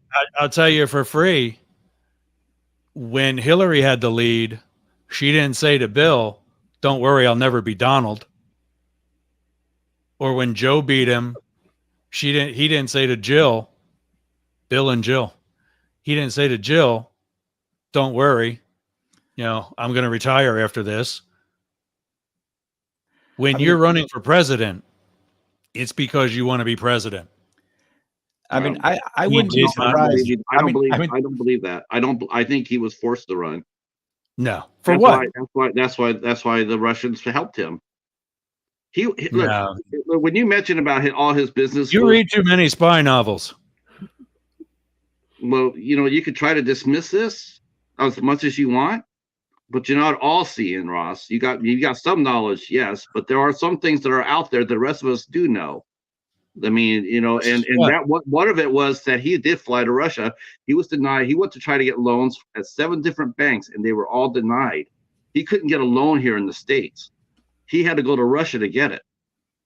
He got $321 million from Putin, and I think that the payback was he run for president, and then the Russians came in there and they manipulated it. And that's exactly what happened. He didn't want to run. Like I said before, look at all the presidential runs. Tell me a candidate that came within a state of saying the outrageous things that he said. There's never been a candidate nobody's ever talked like that. It was designed to get. He thought the public would turn on him and he would be forced out. That's why I think he said all those things. Well, I believe he believed them. But I think he said. I agree with you to an extent as to why he said the things he said. But the whole Russia forced him, he's all about delegation. And if that was really a business deal getting sketchy, he would have put Eric or Don into that spot in a heartbeat. He threw them both under the bus in the New York fraud case. He ran for president because of the pomp and circumstance. And he liked the stage time because he wanted to be back on TV. But why would you go around? See, I just, maybe he wanted to be on TV, but on it's TV, a reality TV show. But on TV, he controls his destiny. He controls everything. How much does a president truly control? How much does the Not president? As much as what a lot of people think. They have a lot of power Exactly. related to foreign relations, that's for sure. Treaties and things Absolutely. like that. Exactly. Yes. A president, I mean, we see the president as all powerful, but in reality, he's not. He has the office, it's not. It's not as powerful as people think it is.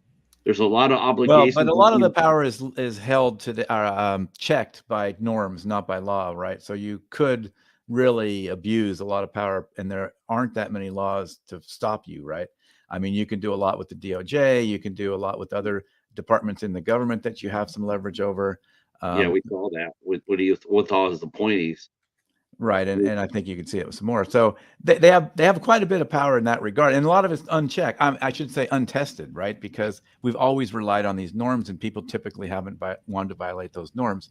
And once you get somebody that tests those norms, it's a challenge for our system, because we have a system that's designed to be sort of slow reacting on purpose. It's like it's right. It's supposed to work through the system and all that. But if somebody's kind of one step ahead of that all the time, our system kind of can't deal with that very well.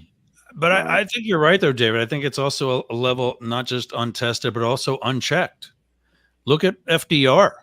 Right. All the way up to and including FDR. Nobody ran for a third term because George Washington said no. But it didn't say you couldn't. Congress gave him the permission to run for the third term. They didn't want to change the president during wartime. They gave the support. And that was the bullshit story he used. Right. And I'm not saying, but nobody, one of the most depressing things a president goes through is leaving office.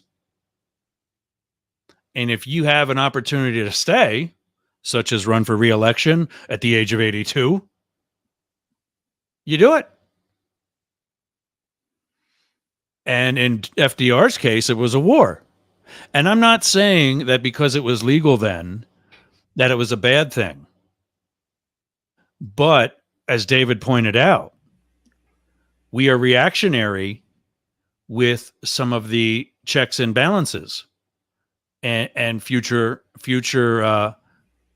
setting of future standards. He is the reason why I think it's the 22nd or 23rd Amendment prohibiting a third term. And that gets back to what I said earlier in the show. Donald Trump wanted a third term from day one. Mm-hmm. He said it After he himself. got in. He said it himself, president for life. Yeah. Yeah. Yeah. So that goes against our against our country, against our constitution. That was a joke. mhm. Maybe, but nobody was laughing, and I there was were too many laughing. people. There I were too many laughed people. my butt off. There were too many people listening to that and taking it to heart. Hence, we got January 6th. We got people that he's the type of person that when he said jump off the bridge, jump off the bridge, No. Yes, there are extremists and people with mentally disturbed people on every facet of the political spectrum, and who are going to take things that their people they look up to politically to heart. That's just the way it's always been. And I do understand and realize that Trump is a bombastic and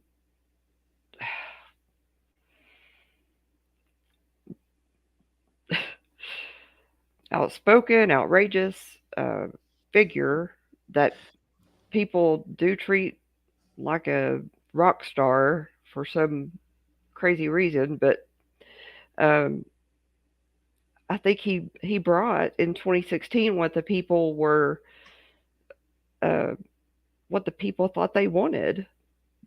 Some people. A lot of people.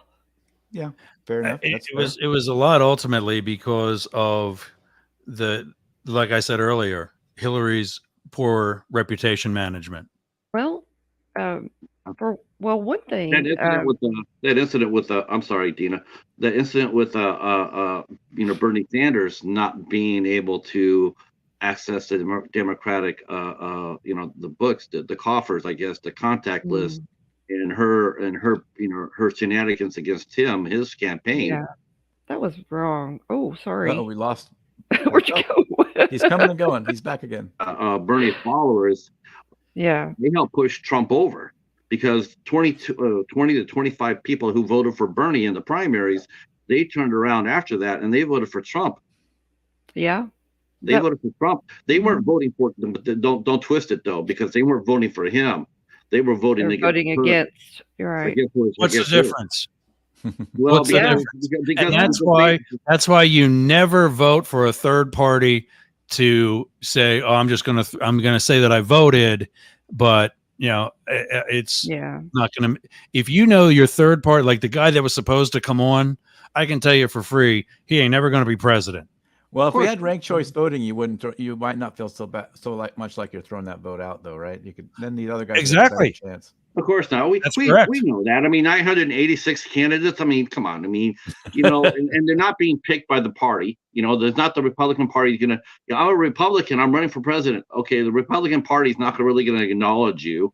Okay, they're not going to sit there and say, "Oh yeah, he's one of us. Let's get him going." Of course not.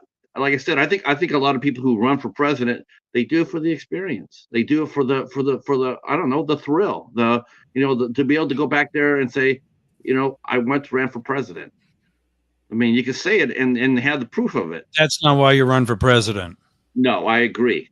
And that's why that committee, the elections committee, is right for disqualifying him or no longer providing funding because he's not a serious candidate. Right.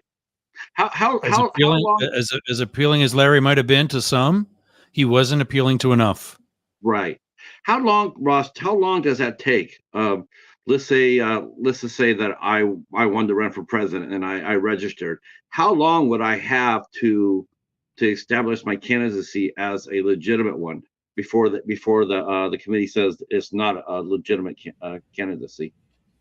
It's in stages, and I don't know when the first one is, but when you get those the junk mail emails to your inbox. We have a fundraising deadline tonight at midnight. Right. That stuff. It's there. There are periods, and the Elections Commission evaluates what's been taken in, and that's another thing, is that Biden is like something like 2-1 in funding, and he just doesn't talk about it. But there's deadlines, there's periodic deadlines for that.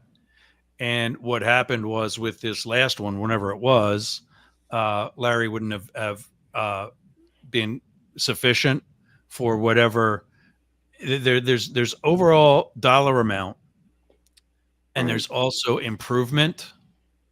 So if you don't necessarily have the dollar amount, but if you've climbed up significantly, they can keep you on. That's why people like Reverend Al Sharpton, back when he was running every so many times. Sometimes when he ran, he had Secret Service protection. Other times he did not, because he was less popular with the people, not raising the money that he did in previous or other, campaign efforts, and would have been denied Secret Service protection. RFK Jr. is running predominantly self-funded, because, I mean, he's a Kennedy. He can. Right. That's not to say he's not raising money, but he's nowhere near, because he was running as a Democrat. He was nowhere near the standard of what President Biden had, so he wasn't a contender. So he wasn't given Secret Service protection. He wasn't given additional money from the federal government. Now he's re-registered. He's re-registered as an independent, and so that changes. Okay. How much of money does a candidate have to be considered? I have no idea. Okay. I don't know what those standards are. Did they give you guys an updated list of the people who are running? Does the Secret Service get an updated list of all the people who still are considered running, and then the ones that are disqualified by the committee? Do you get updated on that? Even Patrick, even as a political scientist by education, that figure that David gave earlier tonight, I found astounding. I never knew it was that big. I didn't know that either. But I think the most we've ever protected in a primary, during a primary season, probably would have been back in 2008, because that was the first presidential election in, I don't know how many, but in so many, it's a national statistic that are all the that candidates? neither. No, it was the first presidential election in so many elections that neither the president was running for re-election nor his vice president was running for election. So when Clinton termed out, Gore was running. When Reagan termed out, Bush Sr. was running. When Bush Sr. ran again, he was running again.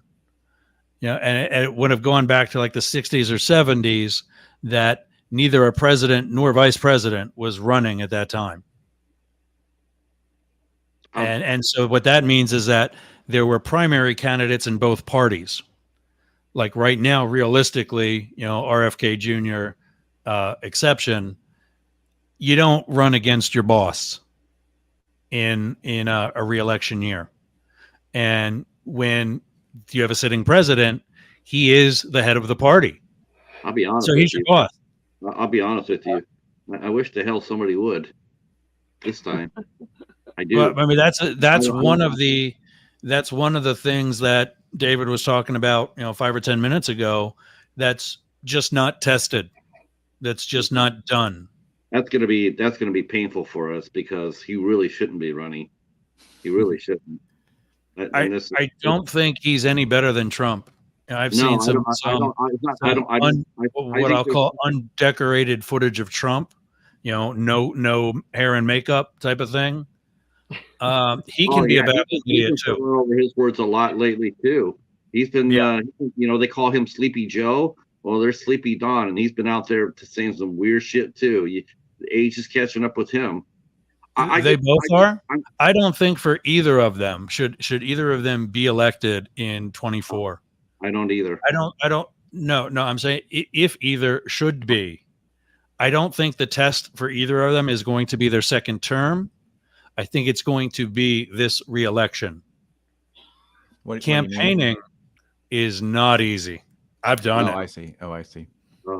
I've been up and at Hillary Clinton's house in a suit and tie by 5:30 in the morning to get back at 12:30 or 1 o'clock to come back the next day and do 5 more cities all over again. That's not easy. I have to believe that they probably ran a lot of numbers and thought that Biden had the best chance, even despite like as weak as his numbers are and as weak as like who else is it going to be that has the name recognition or anything else, right? Who's it going to be? I don't know what it was. They almost like probably told him, yeah, you got to run, dude. Yeah. I really thought the best thing he could have done was run, beat Trump, stay there for a year, transition over to a year, and then step down and let Harris take over. But I don't think I thought Harris was the wrong choice for vice president too. I wouldn't have picked him. I would have picked O'Rourke for vice president. No, Beto is not a popular dude. Oh no, and he can't even win in a state that's kind of in an area of Texas that's kind of purple. It's like he can't even win. Yeah, there. Exactly. He came close twice. I mean, he came real close twice. Close counts and quates. Close counts and quates, horseshoes, hand grenades, and H-bombs. Yeah, but I mean, considering that Texas is a die-in-the-wool Republican state, and he still was able to make it as close as he was, it does say a lot for him. And and he was only within his state. Who knows what it would have been, if he would have went, nationwide. I mean, there's been candidates that have lost their state before, sure. Yeah. They've lost their state. Doesn't mean they're not any less popular. It's just they're just maybe not popular in their own state because the state knows them a little bit more. They have more of an opinion. But that's Harris is just, to me, it was just the wrong choice. And Biden, as far as his reelection chances are going, watching him, react to the Hamas-Israeli crisis, I wish someone would have put a muzzle on him, because he's not making it any better at all. And if the first time an American soldier dies on the Gaza Strip, that might be it for him. That might cost him everything. Americans have already died. Did you see his live thing the other night? No. Last night? Oh, where he blamed where he said the other team did the bombing of the hospital. Well, that's what was known so far, but that investigation isn't over yet. No. And you know what? It probably, I know this might get a lot of heat, but I do believe it probably was Hamas that blew up their own hospital. They don't have. I don't doubt it at all. Oh, okay. Because I think it was an accident, though, right? I mean, yeah. It was an accident. I mean, it might not have been. Who knows? They might have. I don't know if they're that crazy, but David's got a point, because they've got cells, safe houses all over the place in that area. Who knows? They weren't putting together a bomb for later. Yeah, no, but I think Hamas definitely did it blew up that hospital. So I listened to Biden's thing. I thought it was actually pretty good. So what was your complaint about it? Yeah. Me? No, Patrick. He was saying he had complaints. Oh, I just think no, because I think he probably shouldn't have said nothing. I think honestly, you said you didn't hear him last night, though, right? I'm just saying he shouldn't have said nothing. I don't care. I don't care if he said, "Well, we believe Hamas blew up the hospital." I don't think he should have said that. I think he just needs to because when he said that, because when he said that, it just blew up the whole region. All people that are our allies or we're trying to work with, our partners over there. Now we're seeing the true colors. Now they're upset. Okay, so you're back to putting passion into politics. No, nobody in Hamas is He's our our ally. friend. No, but Egypt is. Don't confuse Hamas with Palestinians. Well, Right. and I also think Patrick's talking about maybe like Qatar and some of those places, right? Is that what you're talking about? Where we need those guys to maybe help negotiate? Because we've been working. We got the oh God, I can't even imagine saying these guys. But you still got the Saudis they're trying to work with. You still got Jordan. You still got Egypt that we're supposed to be working with these folks. We sell them stuff all the time. We're trying to have every time there's a little flare up that we want to put our bases in or our ships in or whatever. Now all that is now it's on shaky ground. We spent Not really. No, we're already in Syria. Yeah. We just shot down two or three I think Tomahawk missiles that got launched out of I think it was Qatar or I forget, somewhere in the Persian Gulf. Yeah. And I think it was a battleship that knocked them out of the sky like it was a ping pong match. But don't confuse actual governing bodies with Hamas. I'm not. Even the Palestinian Authority. So Biden was very careful to be, I'll say, being the gay guy in the group, to be very inclusive. Mm-hmm. And even blatantly has said in support of a Palestinian state, which, by the way, is not something Israel is too keen on. Mm-hmm. Well, when he went to fly over there, to meet with with the Israelis, he was supposed to meet with Middle Eastern allies as well, but they canceled on him. They said, "There's no reason for you to come here to talk to us. You've already said." They canceled on him because of the hospital. Yeah, they said no. We don't want to talk to you. They canceled. No, that's not what they said. They canceled the high level meeting. Well, his stance was sitting there saying that the other side did it, without dismissing. Because is there a chance? The president of the Palestinian Authority had to deal with the bombing of the hospital, and basically said, "I can meet with somebody who I can talk to on the phone, or I can, steer the team doing this investigation to what we now know to be domestic terrorism on our own soil." I guess that's what the definition of domestic terrorism is. But he had to triage, and he had to prioritize. Yeah, it wasn't like he didn't want to talk to President Biden. That was not the case. It was he could not. Yeah, and frankly, I think my colleagues were happy to hear that. Yeah, I was thinking about that. I was actually thinking about you when I was thinking about when he said he's going to go over there. I'm just sitting there going like, well, I don't know if that's such a good idea at the time. That's when you send your envoy. But see, you couldn't trust that mission to Kamala Harris. You couldn't sit there and say, okay, I'm not going to go. I'll send the vice president over there. But I don't think they have any confidence at all in her to go over there and actually do anything. He's real keen. He's real keen on his Secretary of State, and frankly, so is she.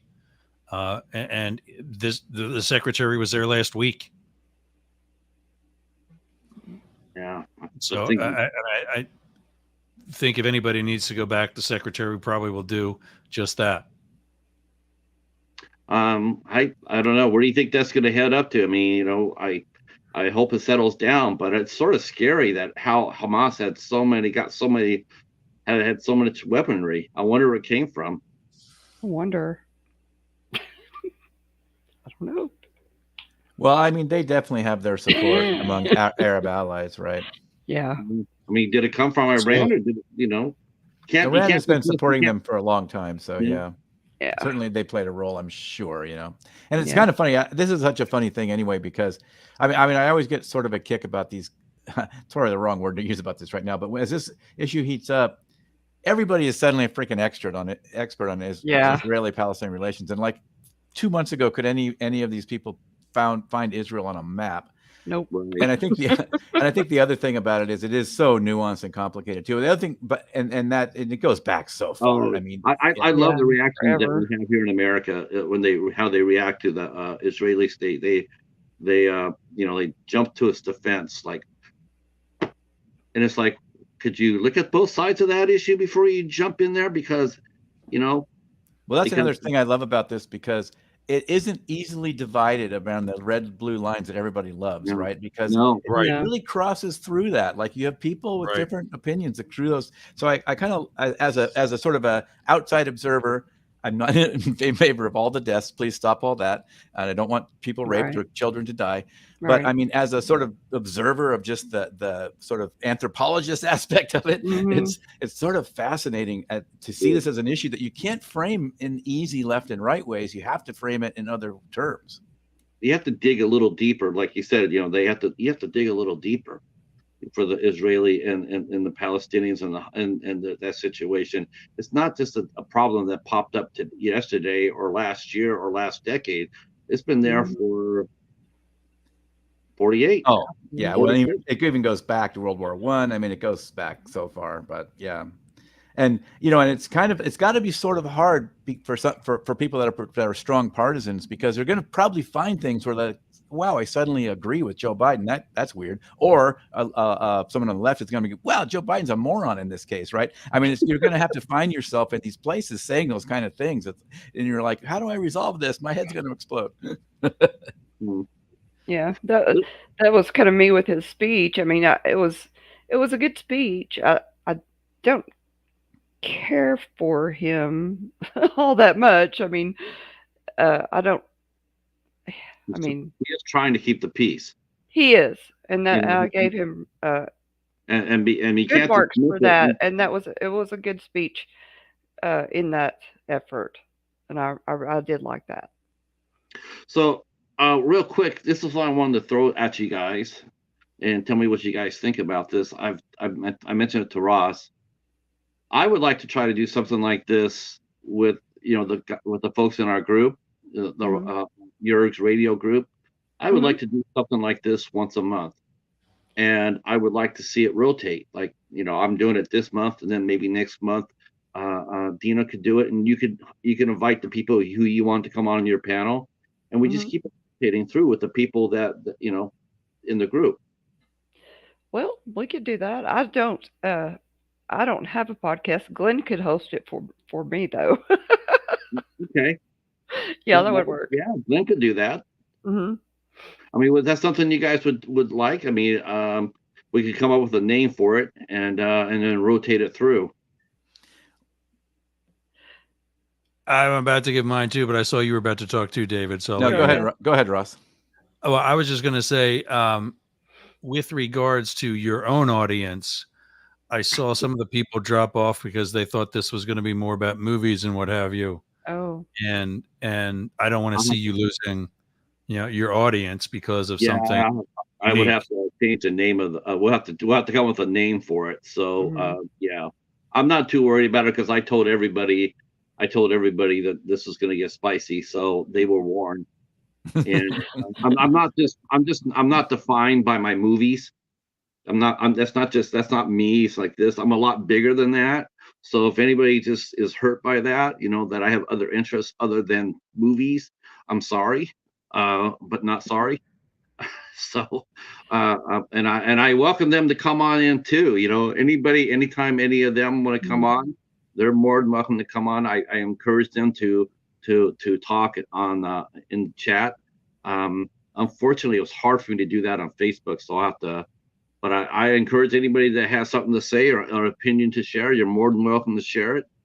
But I'm not sorry for doing this. I'm very happy with it. And Deana, like I said, I'm not sorry for what I said or how I said it, but I am sorry for making you cry. That was not. Well, I didn't mean to make you cry, but you didn't make me cry. It was my feelings that made me cry, and those are not from you. They are from things that I've seen and I've been through, and you did not do it. So don't feel sorry about that. good because I should not have that kind of power. And No, I'll you do not want have that power over me. right. Yeah. And I apologize for my outburst at you. No, I called you. I said some uh, not nice things. But I have thick skin. okay, all right, and um, but I don't apologize for my reaction that I Nope. had because that was from the heart. I totally And respect it. if it was, uh, that's where it came from. I do. That's all I can do. But I would like to be. I would like to be a part of your um, roundtable, and I hope we can be friends. Oh, we are. Oh Okay, yeah, awesome. I enjoy that. I enjoy the hell out of this. This is this is exactly why I hoped it would get it, to be. And this feels refreshing actually. Yeah, Um, but I just like to go ahead and offer that out, and we can decide who wants to host it next, and we can come up with a name for it, and bounce it around. And if you see anybody who you feel would be a good contributor, then by all means invite them on in. Whoever hosts the night, they can invite whoever they want. I mean, we might not all be on the same panel again. There might be somebody might invite some other folks, yeah. but we all can come and support it. Yeah, We're I'm gonna, interested to Sounds follow good. that and see how that goes, see how that develops. I'm not sure I have all the right sort of setup to do to host it, so I guess we'll figure that out. All right. I I already know. can do I your know. tech for you, David. Yeah, Uh, that'd be fine. I'm up for that. I know All Ross right. is arguing for it. Yeah. Since you're the one that inspired it, Ross. Because that's what I need is another podcast.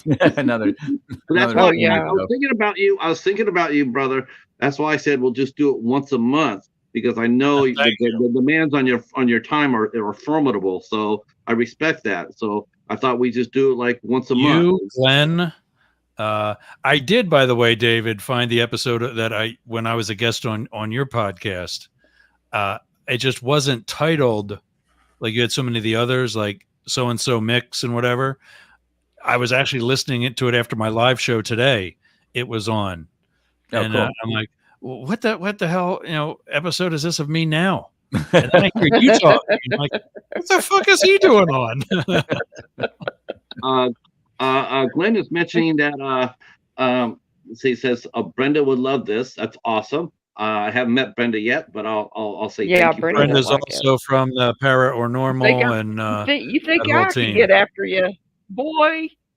Uh, oh, oh, oh, don't get my fur ruffled. I got a cheetah. Let's see. And Glenn says that he can have up to 11 on Streamlabs, so we can have ourselves a good panel.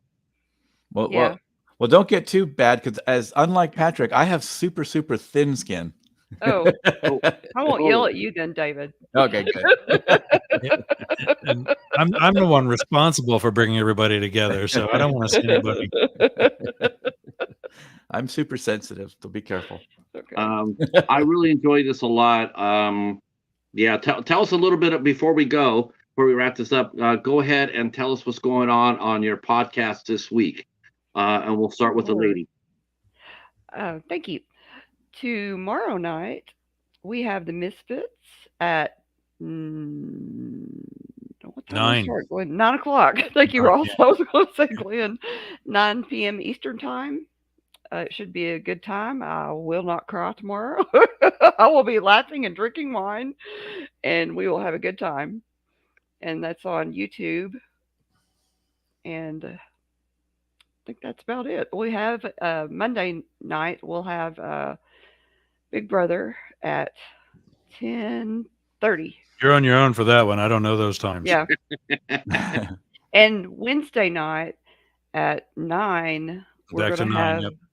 yeah, Wednesday night the Para or Normal Guys we're having a That's guest. the Halloween one, right? Yes, it's a really Yeah. good Chris, the ghost guy.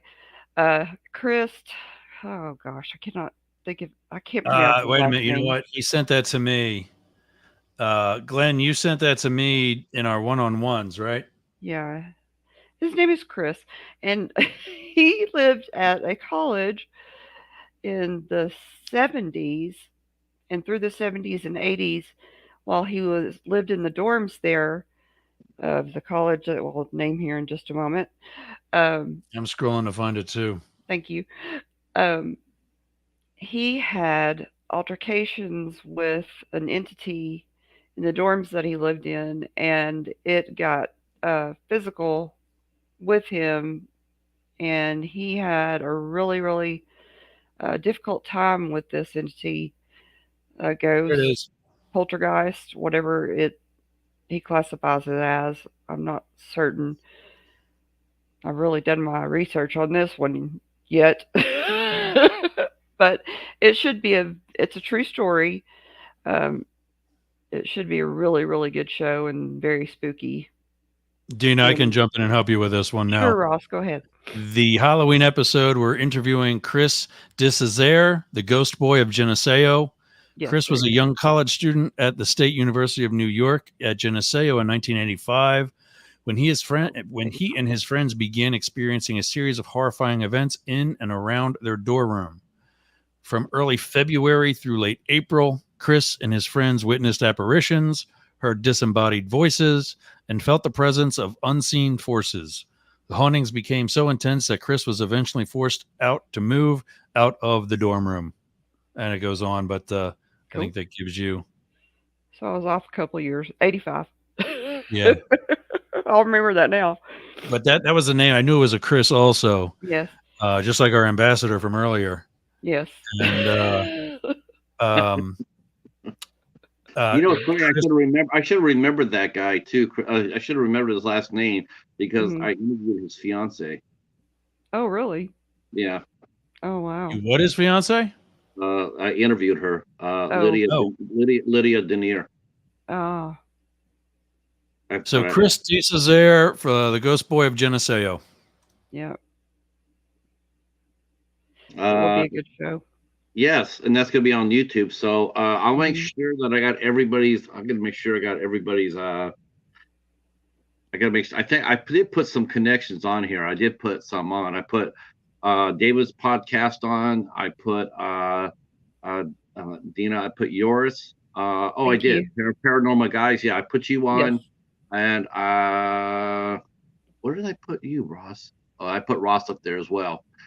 I should, and I also put the roundtable that we did a couple years ago, which is a little bit different than this year's roundtable. This roundtable. This is the Hollywood Squares. Yeah. The last one. The last squares. The last roundtable I did was Godzilla. So there you go. Hey, we could do Godzilla. We could do movies, not be less contentious. Oh my god! I don't know. I hear those guys from Team Gaigan are pretty much Hellraisers. Oh yeah, that's pretty contentious, man. Who? I love to talk politics, but I don't like to be alone. I mean, I will. Right. I'll fuss with you and argue with you, but I don't care. What's upsetting for me is that you actually. I think David and I heard something very different with regards to the civil versus criminal types of trials. And now in hearing your understanding of it, you actually agreed with us in the first place. I did. Yeah, that's and maybe I misspoke, but if I did, or maybe you misunderstood what I said. I don't know what happened with that. But I may have said it was not rape because I don't know. That's if I did or not. Yeah. I got upset, and I'm water under the bridge now. So I hope so, because I don't want that again. Yeah. No, we're good. No, we're good. David, talk to us a little bit about what's coming up on your pod this week. Well, first, my show is usually every other week, but I do throw in bonus episodes once in a while. But well, first I got to tell you, the horror of dorm rooms, horror stories that I have is the food my son left on the floor for 9.5 months. Oh, ew. Gross. That'll make you move out of your dorm room too. That will definitely. Well, that actually might keep the entities away. I mean, yeah, maybe. even they have limitations. Yeah. So the episode I just released on Wednesday was with Phyllis Levitt, who's a psychotherapist who wrote a book called America in Therapy.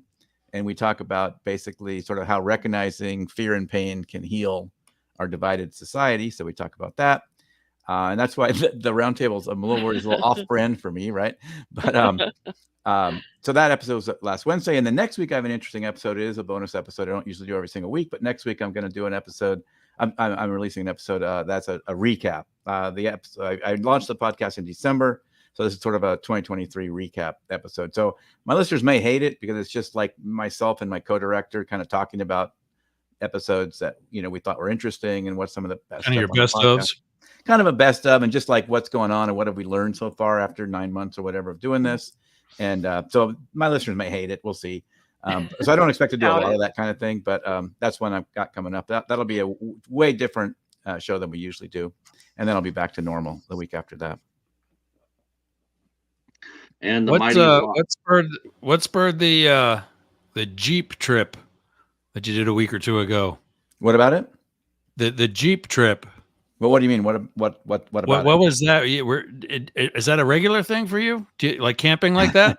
Yeah. I've been doing that for a long time. My son sort of inherited my Jeep. Like I left it at his driveway one time, and I seem to never get it back. So that's just that's how that works. And so he's going to blame the poltergeist for it. Yeah. Well, so now he's gracious enough to take us camping. So we'll go camping together, when we can. And so, we go out. We go out as far as you can go because we like to get out where the other people can't get. And so we take that Jeep way out somewhere and try to do dispersed camping someplace and get out there for a while where you don't see too many people or mostly see bears and deer. That's nice. Very nice. So, we did that recently. My brother got a new Bronco. I don't know, the new generation Bronco that's out there. So looks like the old generation thing. It's kind of retro, yeah. And so he hasn't done any off-roading since I don't know, forever. Like he hasn't had a Jeep in, won't say forever. I'll say like 15 or 20 years. And pretty much forever. So now he's doing it again, and his health isn't the best. So we help him out, but he got himself in a little trouble. It's probably my fault because I wasn't paying enough attention to try to get him in the right spot, but we ended up in a little bad spot. So we had to actually double winch him out of the spot that he was in without. Is that the one photo you took? Yeah, with the Jeep, his tires are off the ground. Oh God. Yeah. We had to winch him back on the ground and then drag him out of that spot. Wow. Nice. Good That's deal. Fun. I have a ton of really cool episodes coming up. So awesome. You guys are good. Going to be excited with all the stuff we got coming. I'll send you guys both friend requests, or at least I'll invite you over to my group, 8 Questions With group. It's a private group and it's monitored. So, but please promote yourself in the group. All right. Cool. You're more than welcome to do so. They may hate me. No. I mean, no. There's, no. You'll be fine. Okay. You'll be fine. All right. No. I don't let people get beat up. Actually, we don't do a whole lot of. I'm sorry, I didn't mean to interrupt you, but we don't do a whole lot of politics on our shows. So we don't either. This is the first time. This is actually I've had a couple on before. I had a pastor come on, and I thought he was going to be talking about his book, and he ended up turning around trying to take over the platform. Try to take over the show. But I was ready for him. I was ready for it. I was like, oh boy, here he comes with his agenda. But I was able to handle it, and we still had a good show. That's good. And but no, on the whole, I don't really do a lot of politics, but I don't run away from it either if it comes knocking on my door. Right. Let's see. We'll send Brenda. She's my one-legged bulldog. Yeah.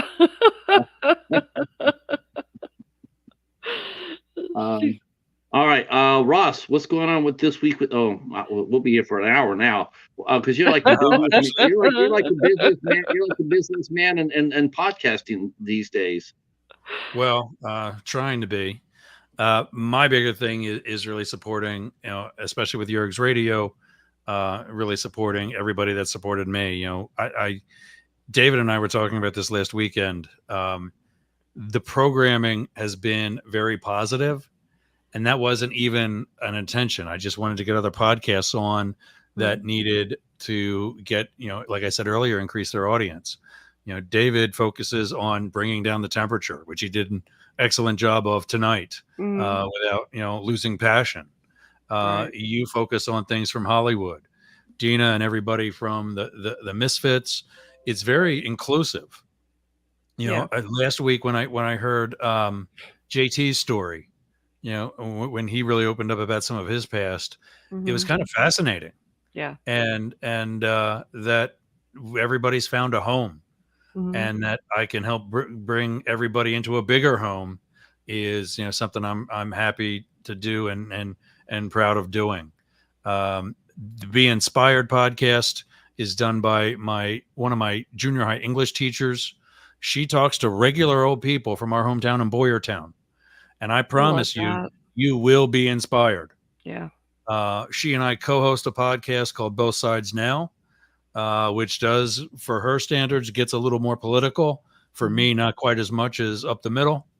Uh, um, the Life Edge with Chris Staffelt, life coaching, and just various industry experts, and a good, intelligent conversation as to what they're doing and their effort to improve the world. Uh, Today, we learned and laughed. They're two girls from Greece. They're two Americans who live in Greece, and they're one of the newest shows. Just funny.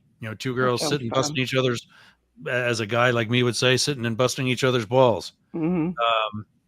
Then lastly is the rest of Deana's crew in the evening, the Misfits and the Or Normal Guyz. And everybody right now is pretty much 7 days a week.